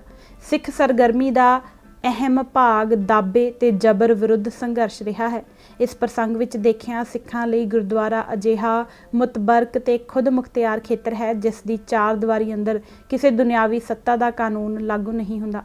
ਦੁਨਿਆਵੀ ਸੱਤਾ ਦੇ ਗਲਬੇ ਤੇ ਰੋਬ ਦਾਬ ਤੋਂ ਨਿਰਲੇਪ ਇਹ ਸਿੱਖਾਂ ਦੀ ਮਿੰਨੀ ਰੂਪ ਵਿੱਚ ਸੁਤੰਤਰ ਰਿਆਸਤ ਹੈ। ਇਹ ਸੱਚੇ ਪਾਤਸ਼ਾਹ ਦਾ ਘਰ ਹੈ ਜਿੱਥੇ ਸਿੱਖ ਆਪਣੇ ਆਪ ਨੂੰ ਗੁਰੂ ਦੀ ਗੋਦ ਵਿੱਚ ਬੈਠਾ ਮਹਿਸੂਸ ਕਰਦਾ ਹੈ। ਇਸ ਕਰਕੇ ਗੁਰੂ ਘਰ ਅੰਦਰ ਸੰਗਤ ਦੇ ਰੂਪ ਵਿੱਚ ਇਕੱਤਰ ਹੋਏ ਸਿੱਖ ਉਸ ਵਿਸ਼ੇਸ਼ ਘੜੀ ਆਪਣੇ ਆਪ ਨੂੰ ਸਾਰੇ ਦੁਨਿਆਵੀ ਡਰਾਂ, ਸੰਸਿਆਂ ਤੇ ਖਤਰਿਆਂ ਤੋਂ ਮੁਕਤ ਤੇ ਮਹਿਫੂਜ਼ ਸਮਝਦੇ ਹਨ। ਜਿੱਥੇ ਉਹ ਆਪਣੇ ਦਿਲੀ ਅਰਮਾਨਾਂ ਨੂੰ ਬੇਖੌਫ ਪ੍ਰਗਟ ਕਰ ਸਕਦੇ ਹਨ। ਇਸ ਵਜ੍ਹਾ ਕਰਕੇ ਹਰ ਦੌਰ ਅੰਦਰ ਹੀ ਸਿੱਖਾਂ ਉੱਤੇ ਗਾਲਬ ਹੋਣ ਲਈ ਯਤਨਸ਼ੀਲ ਵਰਗਾਂ ਤੇ ਤਾਕਤਾਂ ਨੇ ਗੁਰਦੁਆਰਿਆਂ ਨੂੰ ਤਿੱਖੀ ਦੁਸ਼ਮਣੀ ਦੀ ਨਜ਼ਰ ਨਾਲ ਦੇਖਿਆ ਹੈ। ਗੁਰਦੁਆਰਿਆਂ ਦੀ ਖੁਦ ਮੁਖਤਿਆਰੀ ਦੀ ਰੱਖਿਆ ਕਰਨ ਲਈ ਸਿੱਖਾਂ ਨੂੰ ਇਤਿਹਾਸ ਅੰਦਰ ਵੱਡੀਆਂ ਭਾਰੀ ਔਕੜਾਂ ਝੱਲਣੀਆਂ ਪਈਆਂ ਹਨ, ਪਰ ਸਿੱਖਾਂ ਨੇ ਹਰ ਕੀਮਤ ਤਾਰ ਕੇ ਗੁਰਦੁਆਰਿਆਂ ਦੇ ਖੁਦ ਮੁਖਤਿਆਰ ਰੁਤਬੇ ਨੂੰ ਕਾਇਮ ਦਾਇਮ ਰੱਖਿਆ ਹੈ। ਇਸ ਮਸਲੇ ਤੇ ਉਹਨਾਂ ਕਦੇ ਸਮਝੌਤਾ ਨਹੀਂ ਕੀਤਾ। ਸਿੱਖਾਂ ਦੀ ਨਿਆਰੀ ਹਸਤੀ ਤੇ ਉਹਨਾਂ ਦੀਆਂ ਨਿਵੇਕਲੀਆਂ ਸੱਭਿਆਚਾਰਕ ਰਵਾਇਤਾਂ ਨੂੰ ਮਲੀਆ ਮੇਟ ਕਰ ਦੇਣ ਤੇ ਤੁਲੇ ਹੋਏ ਹਿੰਦੂ ਹੁਕਮਰਾਨ ਗੁਰਦੁਆਰਿਆਂ ਦੇ ਖੁਦ ਮੁਖਤਿਆਰ ਰੁਤਬੇ ਨੂੰ ਕਿਵੇਂ ਸਹਿਣ ਕਰ ਸਕਦੇ ਸਨ। ਇਸ ਵਿੱਚ ਉਹਨਾਂ ਨੂੰ ਆਪਣੀ ਦੁਨਿਆਵੀ ਸੱਤਾ ਲਈ ਗੰਭੀਰ ਚੁਣੌਤੀ ਦਾ ਆਭਾਸ ਹੁੰਦਾ ਸੀ। ਉਹ ਇਸ ਚੁਣੌਤੀ ਨੂੰ ਅਸਰਦਾਰ ਰੂਪ ਵਿੱਚ ਮਸਲ ਦੇਣਾ ਚਾਹੁੰਦੇ ਸਨ। ਆਪਣਾ ਇਹ ਖੋਟਾ ਉਦੇਸ਼ ਪੂਰਾ ਕਰਨ ਲਈ ਹਿੰਦੂ ਹਾਕਮਾਂ ਨੇ ਆਪਣੀ ਫਿਤਰਤ ਦੇ ਮੁਤਾਬਕ ਮਲੀਨ ਹੱਥਕੰਡੇ ਅਪਣਾਏ। ਉਹਨਾਂ ਨੇ ਭਾਰਤ ਅਤੇ ਸੰਸਾਰ ਦੇ ਲੋਕਾਂ ਦੀਆਂ ਨਜ਼ਰਾਂ ਵਿੱਚ ਸਿੱਖ ਗੁਰਦੁਆਰਿਆਂ ਤੇ ਇਹਨਾਂ ਦੇ ਪ੍ਰਬੰਧਕਾਂ ਨੂੰ ਬਦੂ ਕਰਨ ਦੀ ਇੱਕ ਸੁਚੇਤ ਅਤੇ ਵਿਉਂਤਬੱਧ ਮੁਹਿੰਮ ਆਰੰਭ ਦਿੱਤੀ। ਫੌਜੀ ਕਾਰਵਾਈ ਦੌਰਾਨ ਪੰਜਾਬ ਅੰਦਰ ਲਗਭਗ ਸਾਰੇ ਗੁਰਦੁਆਰਿਆਂ ਨੂੰ ਫੌਜੀ ਨਿਗਰਾਨੀ ਹੇਠ ਲੈ ਲਿਆ ਗਿਆ ਸੀ। ਸੱਜੇ ਪੱਖੀ ਅਤੇ ਖੱਬੇ ਪੱਖੀ ਦੋਨੋਂ ਵਰਗਾਂ ਦੇ ਮੀਡੀਏ ਨੇ ਅੱਤਵਾਦੀਆਂ ਤੇ ਦਹਿਸ਼ਤਗਰਦਾਂ ਵੱਲੋਂ ਗੁਰਦੁਆਰਿਆਂ ਨੂੰ ਜ਼ੁਰਮਾਂ ਦੇ ਅੱਡੇ ਬਣਾ ਲੈਣ ਦੇ ਗੁੰਮਰਾਹ ਕਰੂ ਪ੍ਰਚਾਰ ਦੀ ਹੇਕ ਪੂਰੀ ਉੱਚੀ ਕਰ ਦਿੱਤੀ ਸੀ। ਇਸ ਦੁਸ਼ਭਾਵੀ ਪ੍ਰਚਾਰ ਮੁਹਿੰਮ ਦਾ ਜ਼ਾਹਰਾ ਮਕਸਦ ਗੁਰਦੁਆਰਿਆਂ ਨੂੰ ਸਿੱਧੇ ਸਰਕਾਰੀ ਕੰਟਰੋਲ ਹੇਠ ਲੈਣ ਦੇ ਹੱਕ ਵਿੱਚ ਦੇਸ਼ ਅੰਦਰ ਲੋਕ ਰਾਏ ਪੈਦਾ ਕਰਨਾ ਸੀ। ਧਰਮ ਨੂੰ ਰਾਜਨੀਤੀ ਨਾਲੋਂ ਵੱਖ ਕਰਨ ਦੀ ਸ਼ੁਰੀਲੀ ਬਿਆਨਬਾਜ਼ੀ ਦੇ ਪਿੱਛੇ ਵੀ ਇਹੀ ਗੁੱਝਾ ਮੰਤਵ ਕੰਮ ਕਰਦਾ ਸੀ। ਸ਼੍ਰੋਮਣੀ ਗੁਰਦੁਆਰਾ ਪ੍ਰਬੰਧਕ ਕਮੇਟੀ ਨੂੰ ਨਾਕਾਰਾ ਕਰਨ ਲਈ ਇਸ ਦੇ ਸ਼ਕਤੀਸ਼ਾਲੀ ਪ੍ਰਧਾਨ ਜਥੇਦਾਰ ਗੁਰਚਰਨ ਸਿੰਘ ਟੌਹੜਾ ਉੱਤੇ ਤਿੱਖਾ ਹਮਲਾ ਸੇਧਣਾ ਸਿੱਖ ਦੁਸ਼ਮਣ ਤਾਕਤਾਂ ਦੀ ਪਹਿਲੀ ਲੋੜ ਬਣ ਗਈ ਸੀ। ਇਸ ਕਰਕੇ ਭਾਰਤ ਸਰਕਾਰ ਤੇ ਉਸ ਦੀ ਹਮਾਇਤ ਵਿੱਚ ਲਾਮਬੰਦ ਹੋਈਆਂ ਸੱਜੀਆਂ ਖੱਬੀਆਂ ਰਾਜਸੀ ਤਾਕਤਾਂ ਨੇ ਸੰਤ ਜਰਨੈਲ ਸਿੰਘ ਭਿੰਡਰਾਂਵਾਲੇ ਤੋਂ ਬਾਅਦ ਆਪਣਾ ਨਜ਼ਲਾ ਸਭ ਨਾਲੋਂ ਵੱਧ ਜਥੇਦਾਰ ਗੁਰਚਰਨ ਸਿੰਘ ਟੌਹੜਾ ਉੱਤੇ ਝਾੜਿਆ। ਉਹਨਾਂ ਨੇ ਦਰਬਾਰ ਸਾਹਿਬ ਨੂੰ ਦਹਿਸ਼ਤਗਰਦਾਂ ਦਾ ਅੱਡਾ ਬਣਾਏ ਜਾਣ ਅਤੇ ਇਸ ਤਰ੍ਹਾਂ ਸੰਤ ਜਰਨੈਲ ਸਿੰਘ ਭਿੰਡਰਾਂਵਾਲੇ ਨੂੰ ਢਾਲ ਮੁਹੱਈਆ ਕਰਨ ਲਈ ਜਥੇਦਾਰ ਟੌਹੜਾ ਨੂੰ ਸੱਦਾ ਤੇ ਵਿਅਕਤੀਗਤ ਰੂਪ ਵਿੱਚ ਦੋਸ਼ੀ ਗਰਦਾਨਿਆ। ਹਰ ਵੰਨਗੀ ਦੇ ਰਾਜਸੀ ਆਗੂਆਂ ਤੋਂ ਲੈ ਕੇ ਫੌਜੀ ਜਰਨੈਲਾਂ ਤੱਕ ਸਾਰਿਆਂ ਨੇ ਰਲ ਕੇ ਅਖਬਾਰਾਂ ਅੰਦਰ ਇਸ ਆਸ਼ੇ ਦੇ ਬਿਆਨਾਂ ਦਾ ਹੜ ਵਗਾ ਦਿੱਤਾ। ਖੁਦ ਇੰਦਰਾ ਗਾਂਧੀ ਨੇ ਜਥੇਦਾਰ ਟੌਹੜਾ ਤੇ ਹੋਰਨਾਂ ਅਕਾਲੀ ਆਗੂਆਂ ਤੇ ਤੋਹਮਤ ਲਾਉਂਦੇ ਹੋਏ ਕਿਹਾ ਕਿ ਬੁਨਿਆਦੀ ਸਵਾਲ ਇਹ ਹੈ ਕਿ ਪੂਜਾ ਦੇ ਅਸਥਾਨਾਂ ਉੱਤੇ ਕਾਤਲਾਂ ਨੂੰ ਸ਼ਰਨ ਕੌਣ ਦੇ ਰਹੇ ਸਨ। ਦਰਬਾਰ ਸਾਹਿਬ ਉੱਤੇ ਹਮਲੇ ਉਪਰੰਤ ਇਸ ਵਿਸ਼ੇ ਨਾਲ ਸੰਬੰਧਿਤ ਜਿੰਨੀਆਂ ਵੀ ਕਿਤਾਬਾਂ ਛਪੀਆਂ ਉਹਨਾਂ ਸਾਰੀਆਂ ਵਿੱਚ ਸੰਤ ਜਰਨੈਲ ਸਿੰਘ ਭਿੰਡਰਾਂਵਾਲੇ ਤੋਂ ਇਲਾਵਾ ਜੇਕਰ ਕਿਸੇ ਹੋਰ ਸਿੱਖ ਆਗੂ ਨੂੰ ਨਿੱਜੀ ਤੌਰ ਤੇ ਜੰਮ ਕੇ ਕੋਸਿਆ ਗਿਆ ਤਾਂ ਉਹ ਇੱਕਮਾਤਰ ਆਗੂ ਜਥੇਦਾਰ ਟੌਹੜਾ ਹੀ ਸੀ। ਇਸ ਨੂੰ ਅਕਾਰਨ ਨਹੀਂ ਕਿਹਾ ਜਾ ਸਕਦਾ ਕਿਉਂਕਿ ਜੇਕਰ ਜਥੇਦਾਰ ਟੌਹੜਾ ਉੱਤੇ ਲਾਏ ਇਸ ਵਿਸ਼ੇਸ਼ ਇਲਜ਼ਾਮ ਦੀ ਹੀ ਗੱਲ ਕੀਤੀ ਜਾਵੇ ਤਾਂ ਇਸ ਵਿੱਚ ਸੱਚਾਈ ਦੇ ਅੰਸ਼ ਤੋਂ ਮੁਨਕਰ ਨਹੀਂ ਹੋਇਆ ਜਾ ਸਕਦਾ।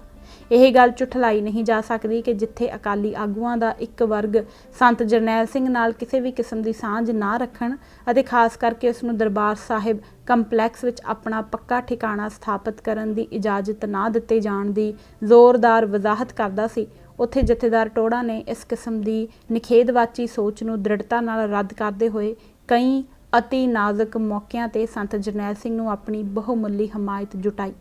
ਪਰ ਇਸ ਇਲਜ਼ਾਮ ਤੋਂ ਵੱਧ ਕੇ ਜਥੇਦਾਰ ਟੌਹੜਾ ਬਾਰੇ ਕੁਝ ਗੱਲਾਂ ਅਜਿਹੀਆਂ ਧੁਮਾਈਆਂ ਗਈਆਂ ਜਿਨ੍ਹਾਂ ਦਾ ਜ਼ਾਹਰਾ ਉਦੇਸ਼ ਉਸ ਦੇ ਅਕਸ ਨੂੰ ਢਾਹ ਲਾਉਣਾ ਸੀ। ਇਸ ਇਲਜ਼ਾਮਬਾਜ਼ੀ ਦੀ ਮੁਹਿੰਮ ਦਾ ਆਗਾਜ਼ ਦਿੱਲੀ ਤੋਂ ਛਪਦੇ ਪੰਜਾਬੀ ਦੇ ਇੱਕ ਰਸਾਲੇ ਕੌਮੀ ਏਕਤਾ ਨੇ ਕੀਤਾ, ਜਿਸ ਦਾ ਸੰਪਾਦਕ ਰਾਜਿੰਦਰ ਸਿੰਘ ਭਾਟੀਆ ਆਪਣੇ ਮਨ ਅੰਦਰ ਜਥੇਦਾਰ ਟੌਹੜਾ ਵਿਰੁੱਧ ਨਿੱਜੀ ਰੰਜਿਸ਼ ਤੇ ਕੱਟੜ ਦੁਸ਼ਮਣੀ ਦੀ ਭਾਵਨਾ ਰੱਖਦਾ ਸੀ। ਦਰਬਾਰ ਸਾਹਿਬ ਉੱਤੇ ਹੋਏ ਫੌਜੀ ਹਮਲੇ ਤੋਂ ਬਾਅਦ ਜਦ ਸਿੱਖ ਜਗਤ ਇੰਦਰਾ ਗਾਂਧੀ ਤੇ ਕੇਂਦਰ ਦੀ ਕਾਂਗਰਸ ਹਕੂਮਤ ਵਿਰੁੱਧ ਲੋਹਾ ਲਾਖਾ ਹੋਇਆ ਪਿਆ ਸੀ ਤਾਂ ਉਪਰੋਕਤ ਸੰਪਾਦਕ ਨੇ ਇਸ ਸਾਰੇ ਦੋਸ਼ ਦਾ ਭਾਂਡਾ ਜਥੇਦਾਰ ਟੌਹੜਾ ਦੇ ਸਿਰ ਭੰਨਣ ਦੀ ਬਦਹਵਾਸ ਕੋਸ਼ਿਸ਼ ਕੀਤੀ। ਉਸਨੇ ਆਪਣੀ ਸੰਪਾਦਕੀ ਵਿੱਚ ਪਹਿਲਾਂ ਤਾਂ ਇਹ ਢੁਕਵਾਂ ਸਵਾਲ ਉਠਾਇਆ ਕਿ ਪੰਥ ਦੀ ਵਰਤਮਾਨ ਅਦੋਗਤੀ ਲਈ ਜ਼ਿੰਮੇਵਾਰ ਕੌਣ ਅਤੇ ਫਿਰ ਆਪੋਂ ਉਠਾਏ ਇਸ ਸਵਾਲ ਦਾ ਜੋ ਜਵਾਬ ਦਿੱਤਾ ਉਹ ਇੰਜ ਸੀ। ਸੱਚਾਈ ਤਾਂ ਇਹ ਹੈ ਕਿ ਕੌਮ ਅੱਜ ਜਿਸ ਰਸਾਤਲ ਤੀਕ ਪਹੁੰਚੀ ਹੈ ਇਸ ਦੇ ਲਈ ਇੱਕੋ ਇੱਕ ਤੇ ਵਾਹਿਦ ਜ਼ਿੰਮੇਵਾਰ ਗੁਰਚਰਨ ਸਿੰਘ ਟੌਹੜਾ ਹੈ, ਜਿਸ ਦੀਆਂ ਲੂੰਬੜ ਚਾਲਾਂ ਤੇ ਹਵਸ ਕਰਕੇ ਸੰਤ ਜਰਨੈਲ ਸਿੰਘ ਭਿੰਡਰਾਂਵਾਲੇ ਸ਼ਹੀਦ ਹੋਏ। ਸ਼੍ਰੀ ਅਕਾਲ ਤਖਤ ਸਾਹਿਬ ਠੱਠਾ ਦੇਸ਼ ਭਰ ਵਿੱਚ ਸਿੱਖ ਮਰੇ ਤੇ ਉਜੜੇ ਅਤੇ ਇੱਕ ਪ੍ਰਫੁੱਲਤ ਤੇ ਪੁਰਵਕਾਰ ਕੌਮ ਅਰਸ਼ ਤੋਂ ਫਰਸ਼ ਤੇ ਆਣ ਡਿੱਗੀ। ਹਕੀਕਤ ਇਹ ਹੈ ਕਿ ਜਲਾਲ ਵਿੱਚ ਨੱਚਦੀ ਕੌਮ ਨੂੰ ਤਬਾਹ ਕਰਨ ਵਾਲਾ ਤੇ ਦੋਨਾਂ ਸੰਤਾਂ ਨੂੰ ਕੁਰਾਹੇ ਪਾ ਕੇ ਪੰਥਕ ਪਲੇਟਫਾਰਮ ਨੂੰ ਇੱਥੇ ਪਹੁੰਚਾਉਣ ਵਾਲਾ ਇੱਕੋ ਇੱਕ ਦੁਸ਼ਟ ਗੁਰਚਰਨ ਸਿੰਘ ਟੌਹੜਾ ਹੈ। ਸੰਪਾਦਕ ਨੇ ਆਪਣੀ ਇਸ ਲੇਖਣੀ ਵਿੱਚ ਜਥੇਦਾਰ ਟੋੜਾ ਉੱਤੇ ਇਹ ਸੰਗੀਨ ਇਲਜ਼ਾਮ ਮੜਿਆ ਕਿ ਦਰਬਾਰ ਸਾਹਿਬ ਉੱਤੇ ਹਮਲੇ ਤੋਂ ਕੁਝ ਦਿਨ ਪਹਿਲਾਂ 17 ਮਈ ਨੂੰ ਚੰਡੀਗੜ੍ਹ ਵਿਖੇ ਗਵਰਨਰ ਪਾਂਡੇ ਨਾਲ ਆਪਣੀ ਇੱਕ ਗੁਪਤ ਮੁਲਾਕਾਤ ਦੌਰਾਨ ਉਸਨੇ ਭਾਰਤ ਸਰਕਾਰ ਨੂੰ ਇਸ ਭਾਵ ਦਾ ਸੰਦੇਸ਼ਾ ਦੇ ਦਿੱਤਾ ਸੀ ਕਿ ਸਥਿਤੀ ਮੇਰੇ ਕਾਬੂ ਤੋਂ ਬਾਹਰ ਚਲੀ ਗਈ ਹੈ ਅਤੇ ਹੁਣ ਸਰਕਾਰ ਜੋ ਚਾਹੇ ਕਰ ਸਕਦੀ ਹੈ। ਇਹ ਦੋਸ਼ ਪੂਰੀ ਤਰ੍ਹਾਂ ਨਿਰਆਧਾਰ ਤੇ ਮਨ ਘੜਤ ਸੀ। ਅਸਲੀਅਤ ਇਹ ਸੀ ਕਿ ਜਥੇਦਾਰ ਟੋੜਾ ਤੇ ਗਵਰਨਰ ਪਾਂਡੇ ਭਾਰਤ ਸਰਕਾਰ ਅਤੇ ਸਿੱਖ ਜੁਝਾਰੂਆਂ ਵਿਚਕਾਰ ਖੂਨੀ ਟਕਰਾਅ ਦੀ ਮੰਦਭਾਗੀ ਨੌਬਤ ਨੂੰ ਟਾਲਣ ਰੋਕਣ ਲਈ ਆਪਣੇ ਵੱਲੋਂ ਆਖਰੀ ਪਲਾਂ ਤੱਕ ਪੁਰਜ਼ੋਰ ਯਤਨ ਕਰਦੇ ਰਹੇ ਸਨ, ਭਾਵੇਂ ਕਿ ਦੋਵਾਂ ਦੇ ਹੀ ਹੱਥ ਵੱਸ ਕੁਝ ਨਹੀਂ ਸੀ, ਕਿਉਂਕਿ ਘਟਨਾਵਾਂ ਦਾ ਰੁਖ ਚੰਡੀਗੜ੍ਹ ਤੋਂ ਨਹੀਂ ਦਿੱਲੀ ਤੋਂ ਨਿਰਧਾਰਿਤ ਹੋ ਰਿਹਾ ਸੀ। ਪਰ ਜਥੇਦਾਰ ਟੋੜਾ ਦੇ ਮੱਥੇ ਮੜਿਆ ਇਹ ਦੋਸ਼ ਕਿਉਂਕਿ ਉਸ ਵੇਲੇ ਭਾਰਤੀ ਹਾਕਮਾਂ ਦੀ ਸਿੱਖ ਦੁਸ਼ਮਣ ਨੀਤੀ ਦਾ ਪੱਖ ਪੂਰਦਾ ਸੀ, ਇਸ ਕਰਕੇ ਮੀਡੀਆ ਨੇ ਇਸ ਝੂਠ ਦਾ ਵਸੀਹ ਪੈਮਾਨੇ ਤੇ ਪ੍ਰਚਾਰ ਪ੍ਰਸਾਰ ਕਰਨ ਵਿੱਚ ਉਚੇਚਾ ਉਤਸ਼ਾਹ ਦਿਖਾਇਆ। ਕੌਮੀ ਏਕਤਾ ਵਿੱਚ ਛਪਣ ਸਾਰ ਹੀ ਅੰਗਰੇਜ਼ੀ ਦੇ ਇੱਕ ਅਖਬਾਰ ਨੇ ਇਸ ਨੂੰ ਝਟਪਟ ਆਪਣੇ ਪੰਨਿਆਂ ਉੱਤੇ ਚਾੜ ਦਿੱਤਾ। ਬਸ ਫਿਰ ਕੀ ਸੀ ਇਸ ਹਵਾਲੇ ਦਾ ਇਸ ਪਿੱਛੋਂ ਪਤਾ ਨਹੀਂ ਕਿੰਨੇ ਬਿਆਨਾਂ, ਲੇਖਾਂ ਤੇ ਕਿਤਾਬਾਂ ਵਿੱਚ ਉਲੇਖ ਕੀਤਾ ਗਿਆ। ਨਵੰਬਰ ਵਿੱਚ ਜਦ ਸ਼੍ਰੋਮਣੀ ਗੁਰਦੁਆਰਾ ਪ੍ਰਬੰਧਕ ਕਮੇਟੀ ਦੀ ਸਾਲਾਨਾ ਚੋਣ ਦਾ ਵੇਲਾ ਆਇਆ ਤਾਂ ਭਾਰਤ ਸਰਕਾਰ ਨੇ ਜਥੇਦਾਰ ਟੋੜਾ ਨੂੰ ਪ੍ਰਧਾਨਗੀ ਤੋਂ ਲਾਂਭੇ ਕਰਨ ਲਈ ਪੂਰੀ ਵਾਹ ਲਾ ਦਿੱਤੀ ਸੀ। ਇਸ ਮੁਹਿੰਮ ਪਿੱਛੇ ਕੰਮ ਕਰਦੇ ਉਦੇਸ਼ਾਂ ਬਾਰੇ ਕੋਈ ਓਲਾ ਨਹੀਂ ਸੀ ਰਿਹਾ। ਮੰਤਵ ਸ਼੍ਰੋਮਣੀ ਗੁਰਦੁਆਰਾ ਪ੍ਰਬੰਧਕ ਕਮੇਟੀ ਨੂੰ ਕਮਜ਼ੋਰ ਕਰਕੇ ਸਿੱਖ ਧਾਰਮਿਕ ਅਸਥਾਨਾਂ ਉੱਤੇ ਵਧੇਰੇ ਅਸਰਦਾਰ ਸਰਕਾਰੀ ਗਲਬਾ ਸਥਾਪਿਤ ਕਰਨਾ ਸੀ। ਰਾਸ਼ਟਰਪਤੀ ਗਿਆਨੀ ਜੈਲ ਸਿੰਘ ਦੇ ਦੋ ਖਾਸ ਦੂਤਾਂ ਸਰਦਾਰ ਰਵੇਲ ਸਿੰਘ ਅਤੇ ਸਰਦਾਰ ਤਰਲੋਚਨ ਸਿੰਘ, ਜੋ ਉਸ ਵੇਲੇ ਗਿਆਨੀ ਜੈਲ ਸਿੰਘ ਦੇ ਨਿੱਜੀ ਸਹਾਇਕ ਦੇ ਰੂਪ ਵਿੱਚ ਸੇਵਾ ਨਿਭਾ ਰਿਹਾ ਸੀ ਅਤੇ ਭਾਰਤ ਸਰਕਾਰ ਵੱਲੋਂ ਆਪਣੇ ਵਧੇਰੇ ਤਾਬੇਦਾਰ ਸਿੱਖਾਂ ਨੂੰ ਵਕਾਰੀ ਸਿੱਖ ਸੰਸਥਾਵਾਂ ਉੱਤੇ ਕਾਬਜ਼ ਬਣਾਉਣ ਦੀ ਖੇਡ ਵਿੱਚ ਅਹਿਮ ਰੋਲ ਅਦਾ ਕਰ ਰਿਹਾ ਸੀ, ਤੋਂ ਇਲਾਵਾ ਬੀਬੀ ਨਿਰਲੇਪ ਕੌਰ, ਕੈਪਟਨ ਅਮਰਿੰਦਰ ਸਿੰਘ, ਸਰਦਾਰ ਰਵਿੰਦਰ ਸਿੰਘ, ਸਰਦਾਰ ਆਤਮਾ ਸਿੰਘ, ਰਣਜੀਤ ਸਿੰਘ ਬ੍ਰਹਮਪੁਰਾ ਅਤੇ ਪ੍ਰਕਾਸ਼ ਸਿੰਘ ਮਜੀਠੀਆ ਵਰਗੇ ਲੋਕਾਂ ਨੇ ਇਸ ਮਾਮਲੇ ਵਿੱਚ ਬੇਹੱਦ ਸਰਗਰਮ ਭੂਮਿਕਾ ਨਿਭਾਈ। ਸਿੱਖ ਕੌਮ ਦੀ ਮੋਹਰੀ ਧਾਰਮਿਕ ਸੰਸਥਾ ਸ਼੍ਰੋਮਣੀ ਗੁਰਦੁਆਰਾ ਪ੍ਰਬੰਧਕ ਕਮੇਟੀ ਤੋਂ ਬਾਅਦ ਹਿੰਦੂ ਆਗੂਆਂ ਦਾ ਅਗਲਾ ਨਿਸ਼ਾਨਾ ਸਿੱਖ ਕੌਮ ਦੀ ਮੋਹਰੀ ਰਾਜਨੀਤਿਕ ਜਥੇਬੰਦੀ ਸ਼੍ਰੋਮਣੀ ਅਕਾਲੀ ਦਲ ਸੀ। ਉਹਨਾਂ ਨੇ ਅਕਾਲੀ ਦਲ ਨੂੰ ਰਾਜਨੀਤਿਕ ਤੌਰ ਤੇ ਨਕਾਰਾ ਕਰ ਦੇਣ ਬਾਰੇ ਡੂੰਘੀ ਸੋਚ ਵਿਚਾਰ ਸ਼ੁਰੂ ਕਰ ਦਿੱਤੀ ਸੀ। ਅਟਲ ਬਿਹਾਰੀ ਵਾਜਪਾਈ ਤੇ ਲਾਲ ਕ੍ਰਿਸ਼ਨ ਅਡਵਾਨੀ ਨੇ 19 ਅਗਸਤ 1984 ਨੂੰ ਅੰਮ੍ਰਿਤਸਰ ਵਿਖੇ ਪ੍ਰੈਸ ਕਾਨਫਰੰਸ ਅੰਦਰ ਬੋਲਦਿਆਂ ਸਾਫ਼ ਸੰਕੇਤ ਦੇ ਦਿੱਤਾ ਸੀ ਕਿ ਉਹਨਾਂ ਦੀ ਪਾਰਟੀ ਪਾਰਲੀਮੈਂਟ ਅੰਦਰ ਇੱਕ ਕਾਂਗਰਸੀ ਮੈਂਬਰ ਵੱਲੋਂ ਪੇਸ਼ ਕੀਤੇ ਗਏ ਉਸ ਬਿੱਲ ਦੀ ਹਮਾਇਤ ਕਰੇਗੀ ਜਿਸ ਵਿੱਚ ਕਿਸੇ ਵੀ ਫਿਰਕੂ ਦਲ ਨੂੰ ਦੇਸ਼ ਅੰਦਰ ਆਮ ਚੋਣਾਂ ਲੜਨ ਦੇ ਅਯੋਗ ਕਰਾਰ ਦੇਣ ਦੀ ਸਿਫਾਰਿਸ਼ ਕੀਤੀ ਗਈ ਸੀ। ਇਸ ਤੋਂ ਹਿੰਦੂ ਹਾਕਮਾਂ ਦੇ ਉਦੇਸ਼ਾਂ ਬਾਰੇ ਕੋਈ ਭੁਲੇਖਾ ਨਹੀਂ ਰਹਿ ਜਾਂਦਾ।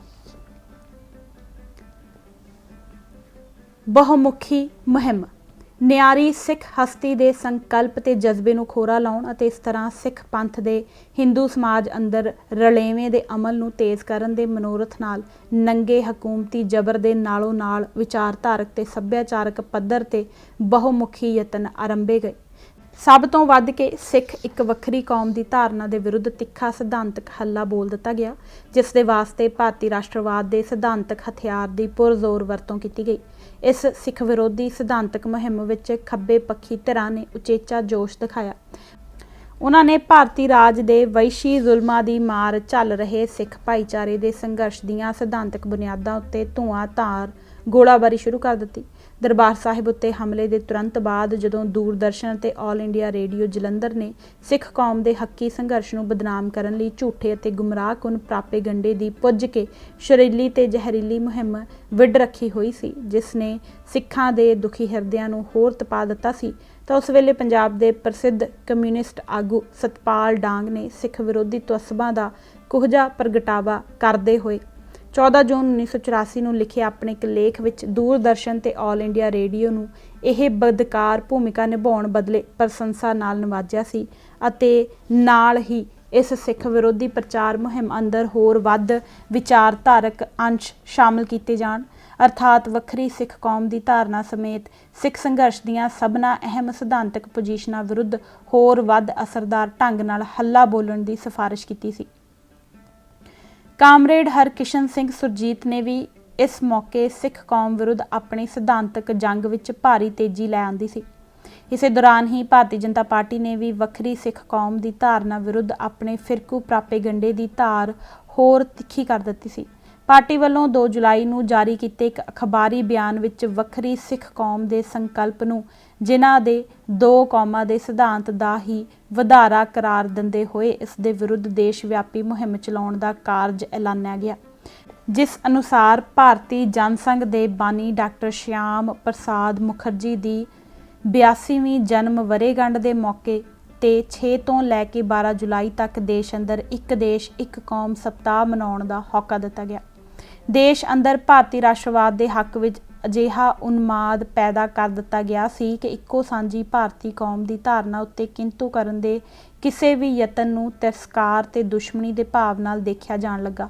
20 ਜੁਲਾਈ 1984 ਨੂੰ ਲੋਕ ਸਭਾ ਅੰਦਰ ਚੱਲ ਰਹੀ ਬਹਿਸ ਦੌਰਾਨ ਜਦ ਇੱਕ ਮੈਂਬਰ ਦੇ ਮੂੰਹੋਂ ਇਹ ਸੱਚ ਬੋਲਿਆ ਗਿਆ ਕਿ ਭਾਰਤ ਇੱਕ ਇਕਹਿਰੀ ਕੌਮ ਨਹੀਂ ਬਲਕਿ ਇੱਕ ਬਹੁਕੌਮੀ ਰਾਜ ਹੈ, ਤਾਂ ਇੰਦਰਾ ਗਾਂਧੀ ਸਮੇਤ ਭਾਰਤੀ ਜਨਤਾ ਪਾਰਟੀ ਤੇ ਲੋਕ ਦਲ ਦੇ ਮੈਂਬਰ ਇਸ ਉੱਤੇ ਇੰਨਾ ਖਫਾ ਹੋਏ ਕਿ ਤਾਬੜਤੋੜ ਹਮਲੇ ਦੀ ਮਾਰ ਹੇਠ ਆਏ ਉਸ ਮੈਂਬਰ ਨੂੰ ਫੌਰੀ ਸਫਾਈ ਦੇਣੀ ਪਈ ਅਤੇ ਇਹ ਕਹਿ ਕੇ ਖਹਿੜਾ ਛੁਡਾਉਣਾ ਪਿਆ ਕਿ ਮੈਂ ਆਪਣੇ ਆਪ ਨੂੰ ਦਰੁਸਤ ਕਰਨਾ ਚਾਹੁੰਦਾ ਹਾਂ, ਮੈਂ ਬਹੁਕੌਮੀ ਨਹੀਂ ਆਖਣਾ ਚਾਹੁੰਦਾ, ਮੇਰਾ ਮਤਲਬ ਸੀ ਇੱਕੋ ਕੌਮ।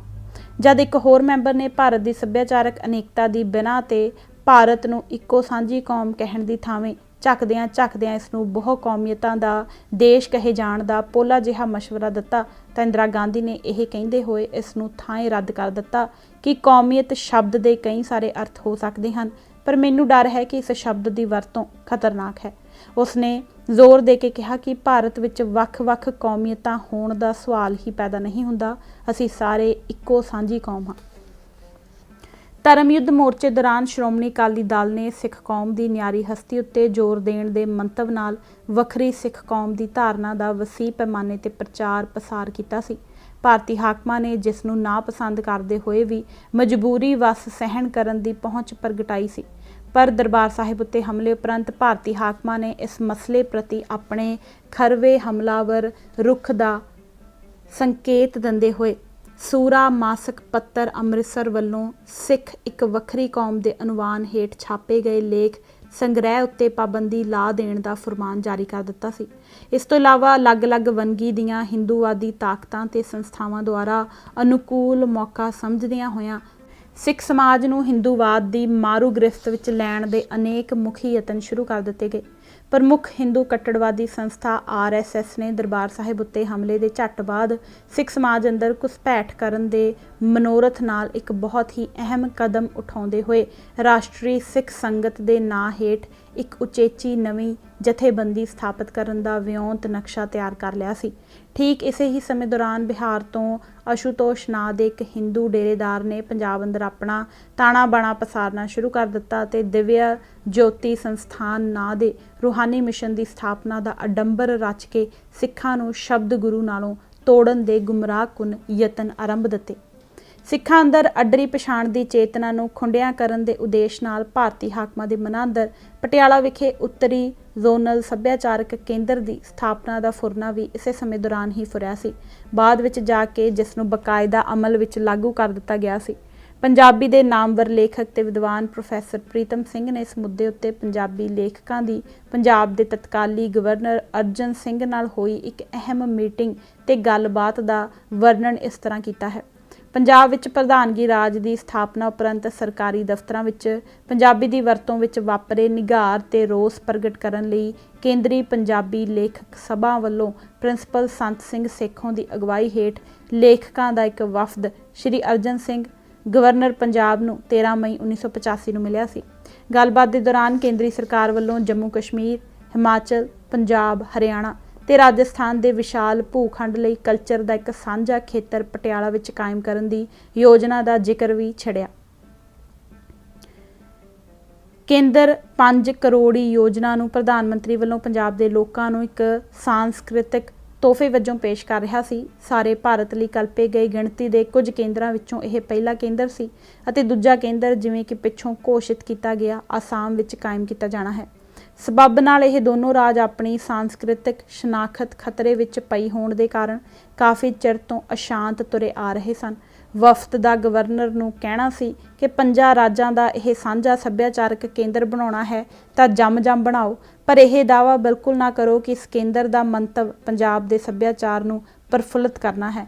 खुल के आखो कि इस दा मंतव पंजाब नूं भारती सभ्याचार दी मुख धारा दे वहण विच वहाउणा है। अपने ठेठ सभ्याचार ते अपणियां समर्थ बोलियां नूं मिध के हिंदी नाल हेज प्रगटाउण वाले उपरोक्त राजां नाल पंजाब नूं ਨੂੜ के उस नूं इह जताउणा कि केंद्र पंजाबी सभ्याचार दे उधार ते वाधे लई करोड़ां रुपए खर्चण दी मिहरबानी करन लगा है, पंजाबी लोकां दी समझ बूझ दा अपमान करन दे तुल है। इस दे नाल ही सिख धर्म नूं हिंदू मत दी शाखा करार देण वालियां लिखतां दा सिख समाज अंदर व्यापक पੱਧਰ ते प्रचार पसार करन दी जोरदार मुहिम आरंभी गई। भारती हाकमां द्वारा पंजाब नूं अपनी बस्ती बनाउण लई विढ़ी गई इस चौतरफा मुहिम ने खास करके इस दे नंगे चिट्टे फिरकू खासे ने सिख कौम अंदर रोस ते गुस्से दीआं भावनावां नूं होर वध ताह चाड़ दित्ता सी। पंजाब पुलिस के तत्काली मुखी कृपाल सिंह ढिल्लों जिस दे कार्यकाल दौरान ऑपरेशन वुड रोज़ की जाबर मुहिम चलाई गई सी ने बाद विच जाके इस फिरकू जबर के ना पक्षी नतीजियां की पुष्टि करते हुए लिखा है कि फौजी ऑपरेशन अपने सुभाਅ पक्षों ही ਜ਼ਾਲਮਾਨਾ ते बेतरस होया करते हैं। ऑपरेशन वुड रोज़ दौरान गैर सिख फौजियों द्वारा किए गए अखड़ वरताओ अणकहे जुल्मां ਅਤੇ अपमानजनक वतीरे ने सिख भाईचारे अंदर तिखा रोस पैदा कर दिता सी। उग्गा समाज शास्त्री प्रोफैसर बरिंदरपाल सिंह भी समुचे वरतारे दा घोखवें मुलांकण तो बाद इस निर्णय उत्ते अपड़िया सी कि असलीयत विच यह ऑपरेशन खाड़कुआं नूं फड़न ते काबू करन नालों उन्हां नूं पैदा करन विच वधेरे सहाई होया। सो अज असी यह भाग पन्ना नंबर 158 तक ही पढ़ांगे। धन्नवाद जी। वाहिगुरू जी का खालसा वाहिगुरू जी की फतेह।